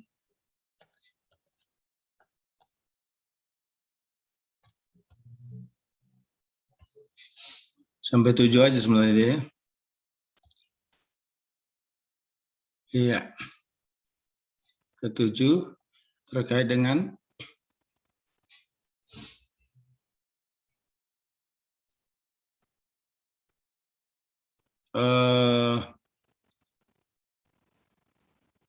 eksposisi tadi ya. Iya. Baik. Ini saya sudah jelaskan. Kemudian kalau bicara tentang klausa-klausa itu tadi ada berapa ini? Ada 12 ya. Nah, kalau eksposisi tadi kan saya sudah jelaskan nih ya. Sampai 7. Nah, ini dia ya. Nah, kalau klausa-klausa ini sebenarnya teknik untuk menemukan indikator ya. Jadi melalui klausa-klausa yang ditemukan di dalam 1 Tesalonika 4 ayat 13 sampai 18, Yohanes 14 ayat 14, 1 Korintus 15 ayat 51 sampai 52 itu ada 12 setidaknya. Ada harapan bagi setiap orang percaya atau sudah seriman untuk bersama-sama serta rapture. Kedua, setiap orang percaya yang telah meninggal dunia akan dikumpulkan Allah ya. Ketiga, setiap orang percaya yang masih hidup tidak akan mendahului orang yang telah meninggal di dalam Tuhan atau untuk bertemu Tuhan Yesus Kristus. Yang keempat, peristiwa kedatangan Tuhan ditandai dengan Tuhan sendiri turun dari sorga. Yang kelima, peristiwa kedatangan Tuhan menjadikan setiap orang percaya yang masih hidup akan diangkat menyongsong Tuhan di angkasa ya. Yang keenam, setiap orang percaya seiman, saudara seiman di bumi harus saling memberikan penghiburan atas meninggalnya saudara seiman. Yang ketujuh, Yesus akan pergi ke surga ke rumah Bapa, suatu tempat yang sangat memadai bagi Yesus. Yang kedelapan, Yesus pergi ke rumah Bapa untuk menyediakan tempat bagi setiap orang percaya. Yang kesembilan, saat kedatangan Tuhan, setiap orang percaya akan bersama-sama dengannya. Yang ke-10, Yesus menjelaskan dirinya sendiri adalah jalan ke rumah Bapa. Yang ke-11, setiap orang salehnya yang hidup ketika Tuhan datang atau rapture akan dibuahkan. Ke-12, setiap salehnya yang telah meninggal dunia akan dibangkitkan dalam keadaan yang tidak dapat binasa. Nah, itu tadi terkait dengan kata-kata klausa-klausa yang bisa kita temukan dalam 3 nats utama itu ya. Nah, dari 12 ini, klausa ini melahirkanlah yang namanya indikator ya. Nah, ini indikatornya, saya ulangi ya. Waktu kedatangan Tuhan ditandai dengan suruhan penghulu malaikat. Kedua, waktu kedatangan Tuhan ditandai dengan bunyi sangkakala Allah. Ketiga, waktu kedatangan Tuhan ditandai dengan Tuhan sendiri dari sorga. Natsnya sudah ada itu ya. Ingin memberikan penguatan saja. Yang keempat, kedatangan Tuhan ditandai dengan orang percaya yang mati dalam Yesus Kristus dibangkitkan. Yang kelima, kedatangan Tuhan ditandai dengan orang percaya yang masih hidup diubahkan ya. Itu semua ada teksnya itu ya, bukan tidak ada ya. Kemudian yang keenam, kedatangan Tuhan ditandai dengan semua orang percaya diangkat bersama-sama menyongsong Tuhan di angkasa. Kemudian yang ketujuh, kedatangan Tuhan ditandai semua orang percaya yang diangkat dibawa ke sorga. Nah, sebagai eksekutif summary dari pembelajaran ini, ya, keselamatan dan spiritualitas Kristen dalam konsep satu berlian 12 sisi ya.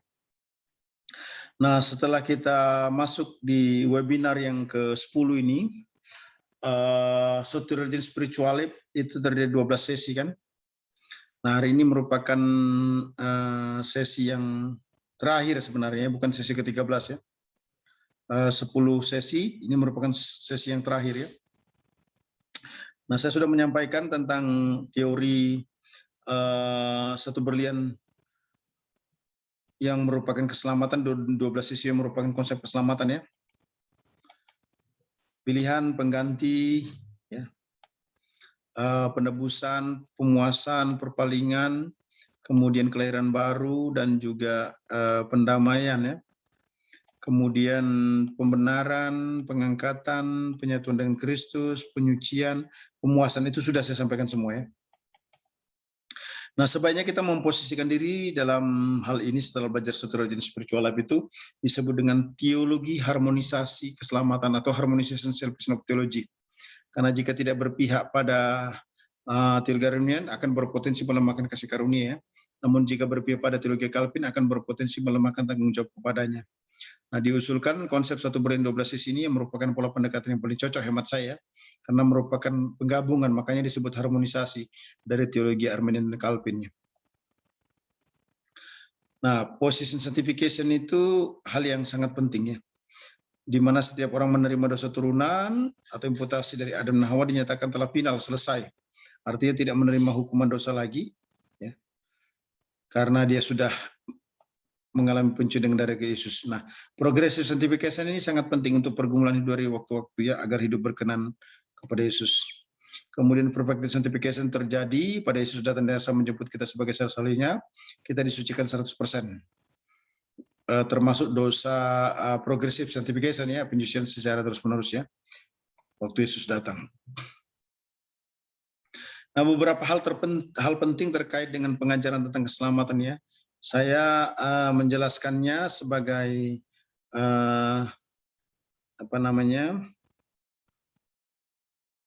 poin yang terakhir ya, untuk kita perhatikan secara bersama-sama agar ini menjadi sesuatu yang sangat penting bagi kita di akhir presentasi ini. Yang pertama, keselamatan diperoleh hanya melalui Yesus Kristus, jangan lupa ya. Yang kedua, keselamatan adalah anugerah yang diperoleh dalam Yesus Kristus dan bukan merupakan suatu hasil usaha manusia. Yang ketiga, keselamatan adalah pasti dalam Yesus Kristus. Yang keempat, keselamatan adalah paten permanen, tidak bisa hilang di dalam Yesus Kristus. Yang kelima, keselamatan meliputi mengakui Yesus adalah Tuhan dan percaya dalam hati bahwa Allah telah membangkitkan dari antara mati ya, sehingga orang itu bukan hanya mengalami pengampunan, tapi juga kepastian hidup kekal. Kemudian yang keenam, keselamatan diperoleh menunjukkan bahwa setiap orang percaya menjadi anak-anaknya, yang memberikan penguatannya. Karena kita anak, maka kita dipastikan bersama dengan Bapa kita. Ya, saya kira presentasi saya cukup di situ. Selanjutnya saya serahkan kepada the best host kita malam ini, yang akan memandu kita di pertemuan terakhir ini. Terima kasih, Tuhan memberkati. Mohon maaf, Dr. Hanas, Pak Ronald punya handphone bermasalah, bisa di-handle dulu. Ya, silakan Ibu. Ibunya tunjukkan muka dulu dong supaya dikenal nih. Istrinya Pak Ketua. Oh, yang ini nih. Nah, ini Ibu Sophie namanya. Istrinya Pak Pendeta Ronald ya. Silakan. Yang mau bertanya secara langsung atau terima kasih promosinya, Pak. Thank you. Ya, silakan Bapak Ibu.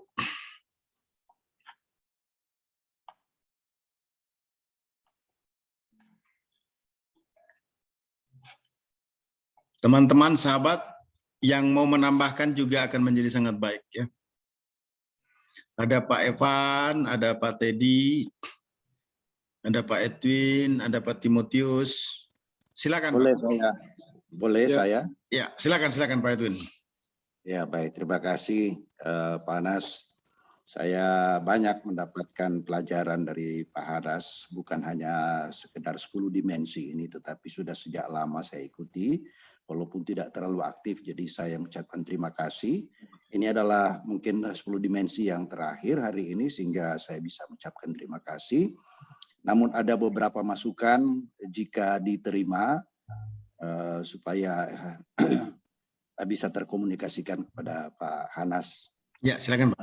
mohon maaf kalau mungkin agak lancang saya It's good. menyampaikan, tetapi No problem, no problem. pertama kita setelah selesai dengan 10 dimensi, kemudian kita akan masuk pada 3 dimensi. Sesuai dengan apa yang disampaikan oleh Pak Hanas. Nah, saya sekedar usul saja, mungkin yang 3 dimensi tidak usah lagi menggunakan kata dimensi, tetapi katakanlah carilah sinonimnya untuk mencegah jangan sampai kalau kita ditanya, Pak Hanas mengajar berapa dimensi? 10 dimensi. Oh enggak, 3 dimensi. Saya katakan enggak, 10. Dia bilang 3. Gitu kan. Jadi untuk menghindarkan suatu pemahaman yang keliru dari situ, barangkali dimensinya yang 3 itu bisa kita ganti dengan katakanlah perspektif atau pokok bahasan atau matra juga bisa atau ruang lingkup gitu ya. Jadi supaya misalnya 3 pokok bahasan utama kalau itu memang pokok bahasan utama, kalau itu menyangkut doktrin kan bisa juga dengan 3 doktrin utama atau 3 matra atau 3 ruang lingkup gitu ya. Jadi supaya tidak terjadi duplikasi terminologi di dalam penamaan itu sehingga tidak membingungkan. Itu yang pertama. Yang kedua, kalau mohon maaf juga kalau saya lancang, tapi ini saya lihat berkali-kali Pak Hanas menyampaikan bahwa executive summary itu sebenarnya bukan berada di belakang, tetapi berada di depan. Karena istilah executive summary itu sebenarnya dipakai dalam dunia bisnis untuk menjelaskan kepada para eksekutif, karena biasanya diberikan proposal yang agak tebal sehingga dia tidak perlu membaca keseluruhannya, hanya membaca executive summary di bagian depan, dia bisa memahami bagaimana apa dan berapa keuntungan yang bisa didapatkan dari proyek yang diusulkan itu. Nah, kalau misalnya di bagian akhir biasanya kita sebut saja sebagai summary atau juga kesimpulan atau konklusi gitu. Jadi mungkin penggunaan kata executive summary itu berada di depan bukan di belakang sebagai suatu kesimpulan atau ikhtiar dari apa yang sudah disampaikan. Begitu Pak Anas. Dan yang ketiga, saya mohon didaftar untuk ketiga pokok bahasan yang berikut gitu. Jadi saya mohon didaftar, saya akan ikut. Mohon maaf kelancangan saya. Tuhan It's good ya. Ya terima kasih Pak Pendeta ini. Saya langsung jawab ya Ibu Sophie ya. Respon ya. Ya baik sekali. Jadi tidak usah menggunakan kata teologi sistematika 10 dimensi ya. 3 dimensi lagi. Mungkin usul yang baik karena ini merupakan lanjutan teologi sistematika. Jadi kan di depan kita sudah belajar 10 teologi sistematika ya. Mungkin namanya lebih cocok kalau teologi sistematika lanjutan, supaya kalau Pak Edwin ditanya, belajar yang mana? Yang lanjutan atau 10 dimensi? Yang lanjutan. Gitu Pak ya. Ya baik. Nah yang kedua, kalau pengistilihan saya kira bisa dipahami lah ya. Kalau Pak Edwin lebih sepakat dengan kata eksekutif summary di depan, saya kira juga bisa. Kalau mau di belakang mau disebut ringkasan juga bisa. Karena biasanya kalau di dalam dunia akademis itu ringkasan itu memang harus diberikan setelah presentasi ya. Tapi saya kira ini tidak masalah. Apakah di depan atau di belakang ya. Karena biasanya kalau di disertasi biasanya kan kita kenal dengan abstrak. Ya, abstrak. Di depan executive summary kalau di dunia proposal. Karena ada yang ini ya, ada yang belakangan masuk, maka kita ingatkan lagi semacam begitu ya. Baik, nanti yang terakhir kita daftarkan Pak Edwin di teologi sistematika lanjutan ya. Baik. Sebenarnya itu bicara 3 pokok utama lah ya. Baik. Bicara tentang eklesiologi, bicara tentang pneumatologi dan eskatologi. Nah 10 kali pertemuan dibagi 3 berarti kemungkinan pneumatologinya 3 kali gitu ya, karena Roh Kudus dulu baru lahir gereja kan.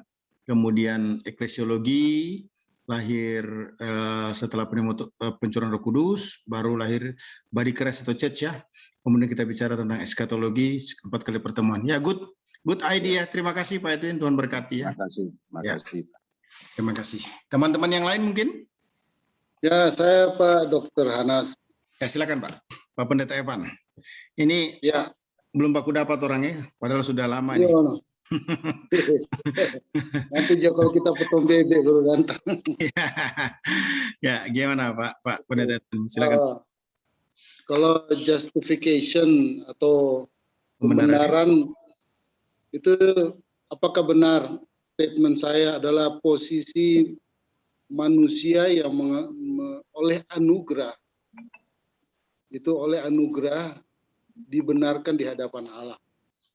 Nah, yang saya ingin tanya adalah, ada kalimat pemilihan tadi, ada pemilihan atau pemilihan, kemudian ada kalimat Bapak mengatakan bahwa ketika orang itu dipilih, kemudian nanti sambil penyatuan manusia itu dengan Allah. Nah, pertanyaan saya, apakah orang percaya itu karena dia sudah lebih dahulu dipilih?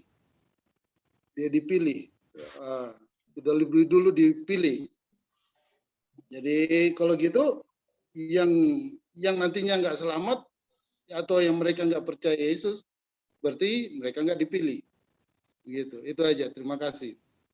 Ya, terima kasih Pak Pendeta Evan, pertanyaan yang baik sekali ya. Jadi sepakat saya dengan Bapak bahwa pembenaran itu bicara tentang positioning. Itu kalau dalam teks bahasa Yunani disebut indikatif. Indikatif itu sesuatu yang menjadi position kita.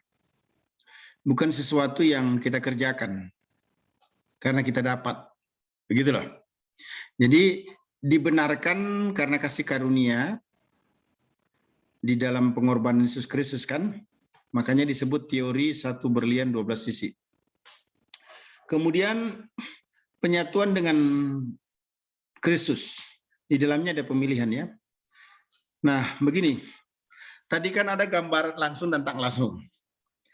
Tentang penyatuan kita di dalam Kristus. Nah, penyatuan dengan Kristus itu dimulai kapan? Sejak seseorang itu menerima Yesus sebagai Tuhan dan Juru Selamat. Tapi proses ini berlangsung sampai selama-lamanya. Hingga orang itu mati. Makanya disebut terus-menerus. Kalaupun tidak, Yesus datang di angkasa menjemput kita sebagai saleh-salehnya. Nah, selalu pertanyaan yang muncul, kalau ada orang dipilih, bagaimana dengan yang tidak dipilih? Begini, karakter Allah itu kan berjalan secara paralel. Artinya secara bersama-sama. Makanya kita sebut teologi harmonisasi keselamatan. Begitu kan? Untuk bukan cari aman atas ketegangan antara Arminian dan Calvin, tapi ini merupakan the middle way. Jalan tengah ya.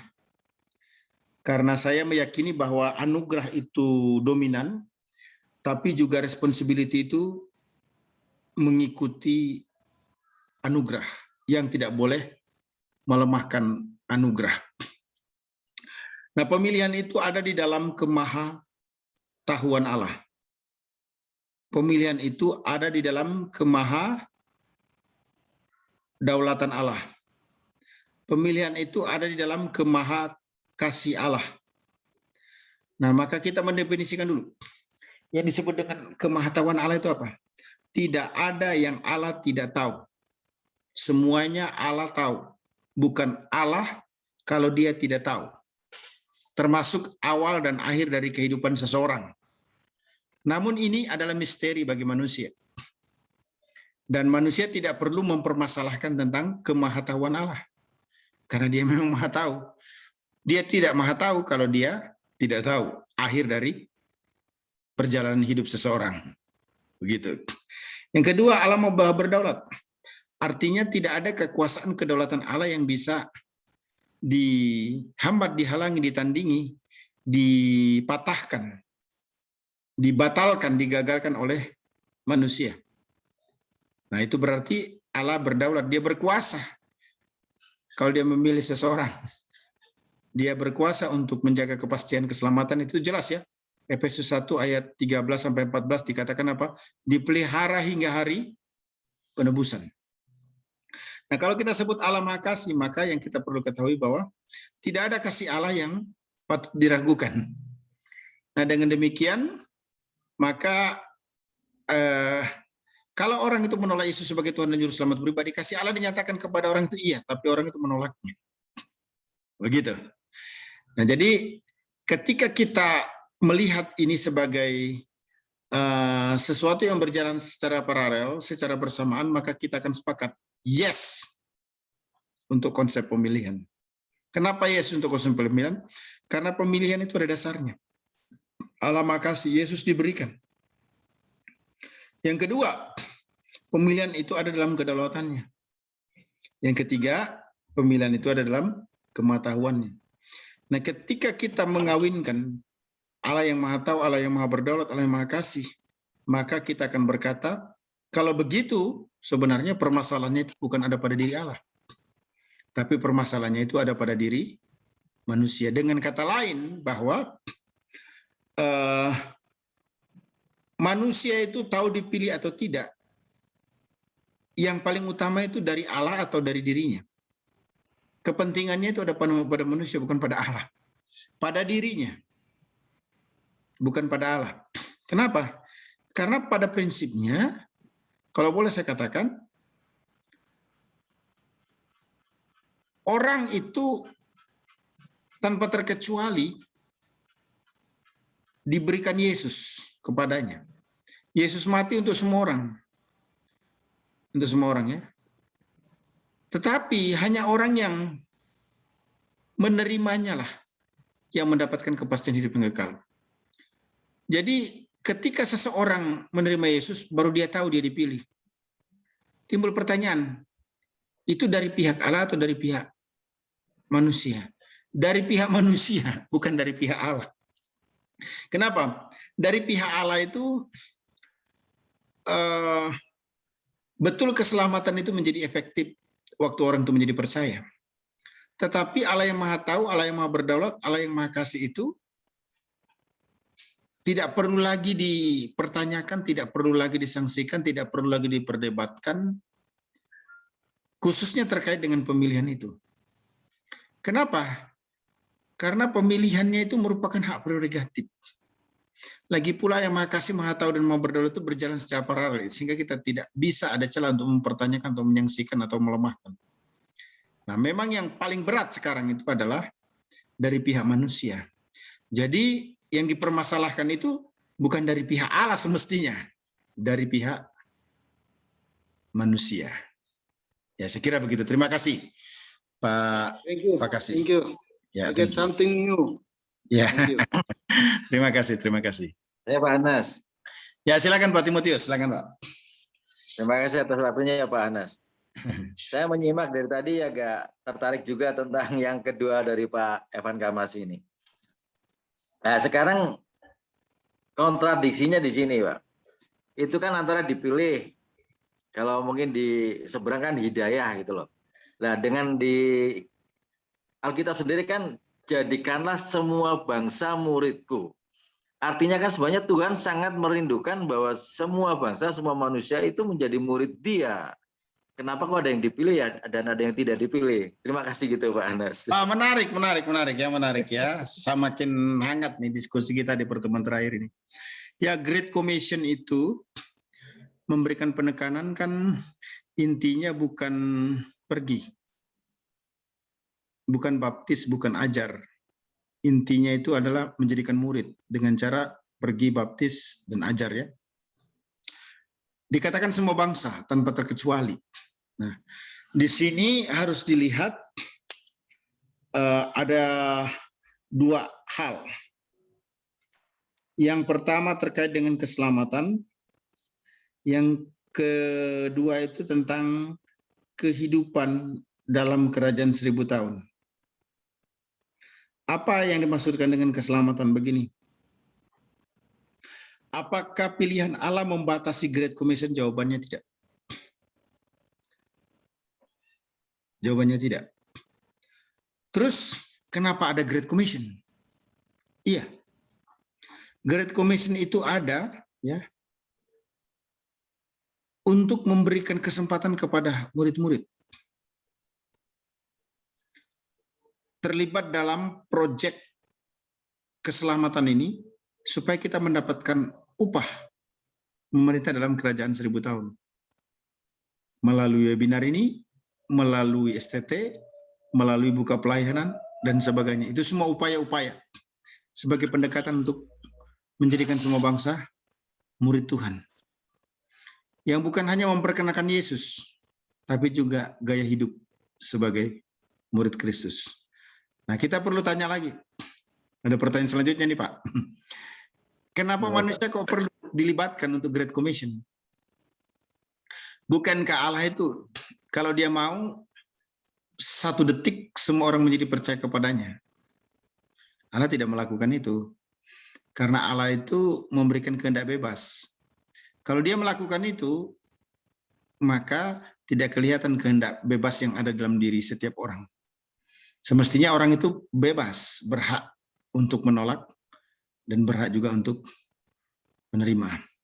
Jadi, Great Commission sama sekali tidak bertentangan dengan pemilihan Allah. Kenapa Great Commission tidak bertentangan dengan pemilihan Allah? Great Commission, amanat agung, memerintahkan semua orang tanpa terkecuali. Pemilihan Allah ingin menekankan bahwa karya keselamatan itu bukan terjadi karena Yesus kepepet, karena Yesus kejepit. Ilustrasi saya kan sederhana. Ada orang anaknya hamil. Maka apa yang dilakukan? Karena itu terjadi di luar pernikahan. Bapak ibunya sepakat gimana caranya, pokoknya kita nikahkan dah. Supaya tidak bikin malu nanti. Kita punya cucu dari ayah yang sah. Gitu kan? Nah, pemilihan Allah di dalam kekekalan sebelum dunia dijadikan, itu ingin menyatakan bahwa ada satu tindakan Allah yang terprogram, yang tidak boleh dilihat hanya dari satu sisi. Artinya begini, jangan hanya melihat Allah itu menghukum, tapi juga harus tahu Allah itu Maha Kasih. Jangan hanya melihat Allah itu bukan tidak tahu istilahnya ya. Tahu tapi pahamlah untuk masalah kita. Dia Maha tahu, bukan hanya tahu. Jadi karakter yang Maha tahu, Maha Kasih, dan Maha berdaulat ini harus dilihat berjalan secara bersamaan. Sehingga tidak ada keputusan Allah yang bisa kita lihat keliru atau salah. Karena sifat itu berjalan bersamaan. Ada unsur kasih, ada unsur tahu, ada unsur daulat. Yang berjalan secara paralel. Nah, dengan demikian, makanya saya katakan, tidak ada pertanyaan yang muncul dari kita kepada Allah. Tapi yang ada adalah, apakah tugas tanggung jawab kita untuk Great Commission itu dilakukan atau tidak? Kalau kita perhatikan Matius 28, mengapa Yesus berkata begitu? Karena setelah kebangkitan Yesus, murid-murid yang bersama dengan Yesus sendiri, ternyata banyak diantaranya yang tidak percaya kalau Yesus sudah bangkit. Itu ring satunya Yesus loh. Ring satunya Yesus itu masih ada yang belum percaya kalau Yesus bangkit. Nah, itu sebabnya Yesus memulai bukan dengan Great Commission. Segala kuasa di sorga dan di bumi telah diberikan kepadaku untuk memberikan penguatan peneguhan kepada hati murid-murid. Baru dia beri Great Commission. Karena itu pergilah jadikanlah semua bangsa muridku, baptislah mereka dalam nama Bapa dan Roh Kudus, dan ketahuilah aku menyertai kamu sampai kepada akhir zaman. Cuma kan kalau kita perhatikan kalimat di dalam Matius 28 ayat 19-20 itu, karena itu pergilah. Seolah-olah pergi dulu, jadikanlah semua bangsa. Kemudian jadikan semua bangsa, baptis, ajar, padahal tidak. Bentuk partisipalnya itu, kata kerja utamanya itu bukan pada pergi baptis ajar, tapi matetiusate yang disebut dengan pemuridan. Jadi menjadikan murid itu adalah intinya dengan cara pergi baptis dan ajar. Nah, jadi sama sekali tidak bertentangan. Kenapa tidak bertentangan? Ingat, pemilihan Allah tidak boleh hanya didiskusikan sebagai ada yang dipilih ataupun ada yang tidak. Pemilihan Allah justru menekankan tindakan Allah yang proaktif dalam Yesus Kristus, bahwa paket keselamatan itu bukan jadi-jadian, tapi satu peristiwa yang ada di dalam kemahatauan yang disebut dalam hal ini adalah master plan yang kekal oleh Allah. Nah, kalau kita sudah mencoba untuk mengutak-utik tentang rencana master plan Allah ini, wah saya sudah tidak berani pada posisi itu. Karena apa? Siapa kita ciptaannya? Bahasa saya mungkin begini. Ini kalau saya jadi Tuhan, ini contoh doang ya, bukan saya Tuhan ya. Lu kurang ajar banget lu. Kenapa kurang ajar banget? Mau protes-protes gua Tuhan. Kira-kira begitu orang Jakarta ngomongnya. Udah berdosa lagi, mau protes-protes. Gua ampuni aja udah bagus. Udah masuk surga aja udah bagus. Terus gua kasih kesempatan lagi lu ya. Untuk memerintah dalam kerajaan 1000 tahun. Gua kurang apa baiknya sama lu? Kira-kira begitu. Ilustrasi saja itu ya. Ilustrasi saja. Ya. Karena jangan lupa loh. Bahwa kita ini inferior, Tuhan itu superior. Artinya kita ini pribadi yang dicipta. Tuhan adalah pribadi yang dicipta. Itu bahasanya karismatik itu apa? Suka-suka lu aja lah Tuhan. Sehingga muncul lagu ya. Suka-sukamu Tuhan. Mungkin loh ya. Itu dugaan saya doang. Dugaan saya. Mungkin salah, mungkin benar ya. Sebagai bentuk pernyataan kesadaran bahwa bagaimanapun manusia itu pribadi yang dicipta yang bertanggung jawab kepada Allah secara langsung. Jadi saya tekankan ulang. Ya, tadi sedikit terpental ya. Masuk lagi nih. Jadi begitu Pak. Great Commission ingin menjadikan semua bangsa murid adalah merupakan perintah Yesus yang membuat kita memahami rencana dan kehendak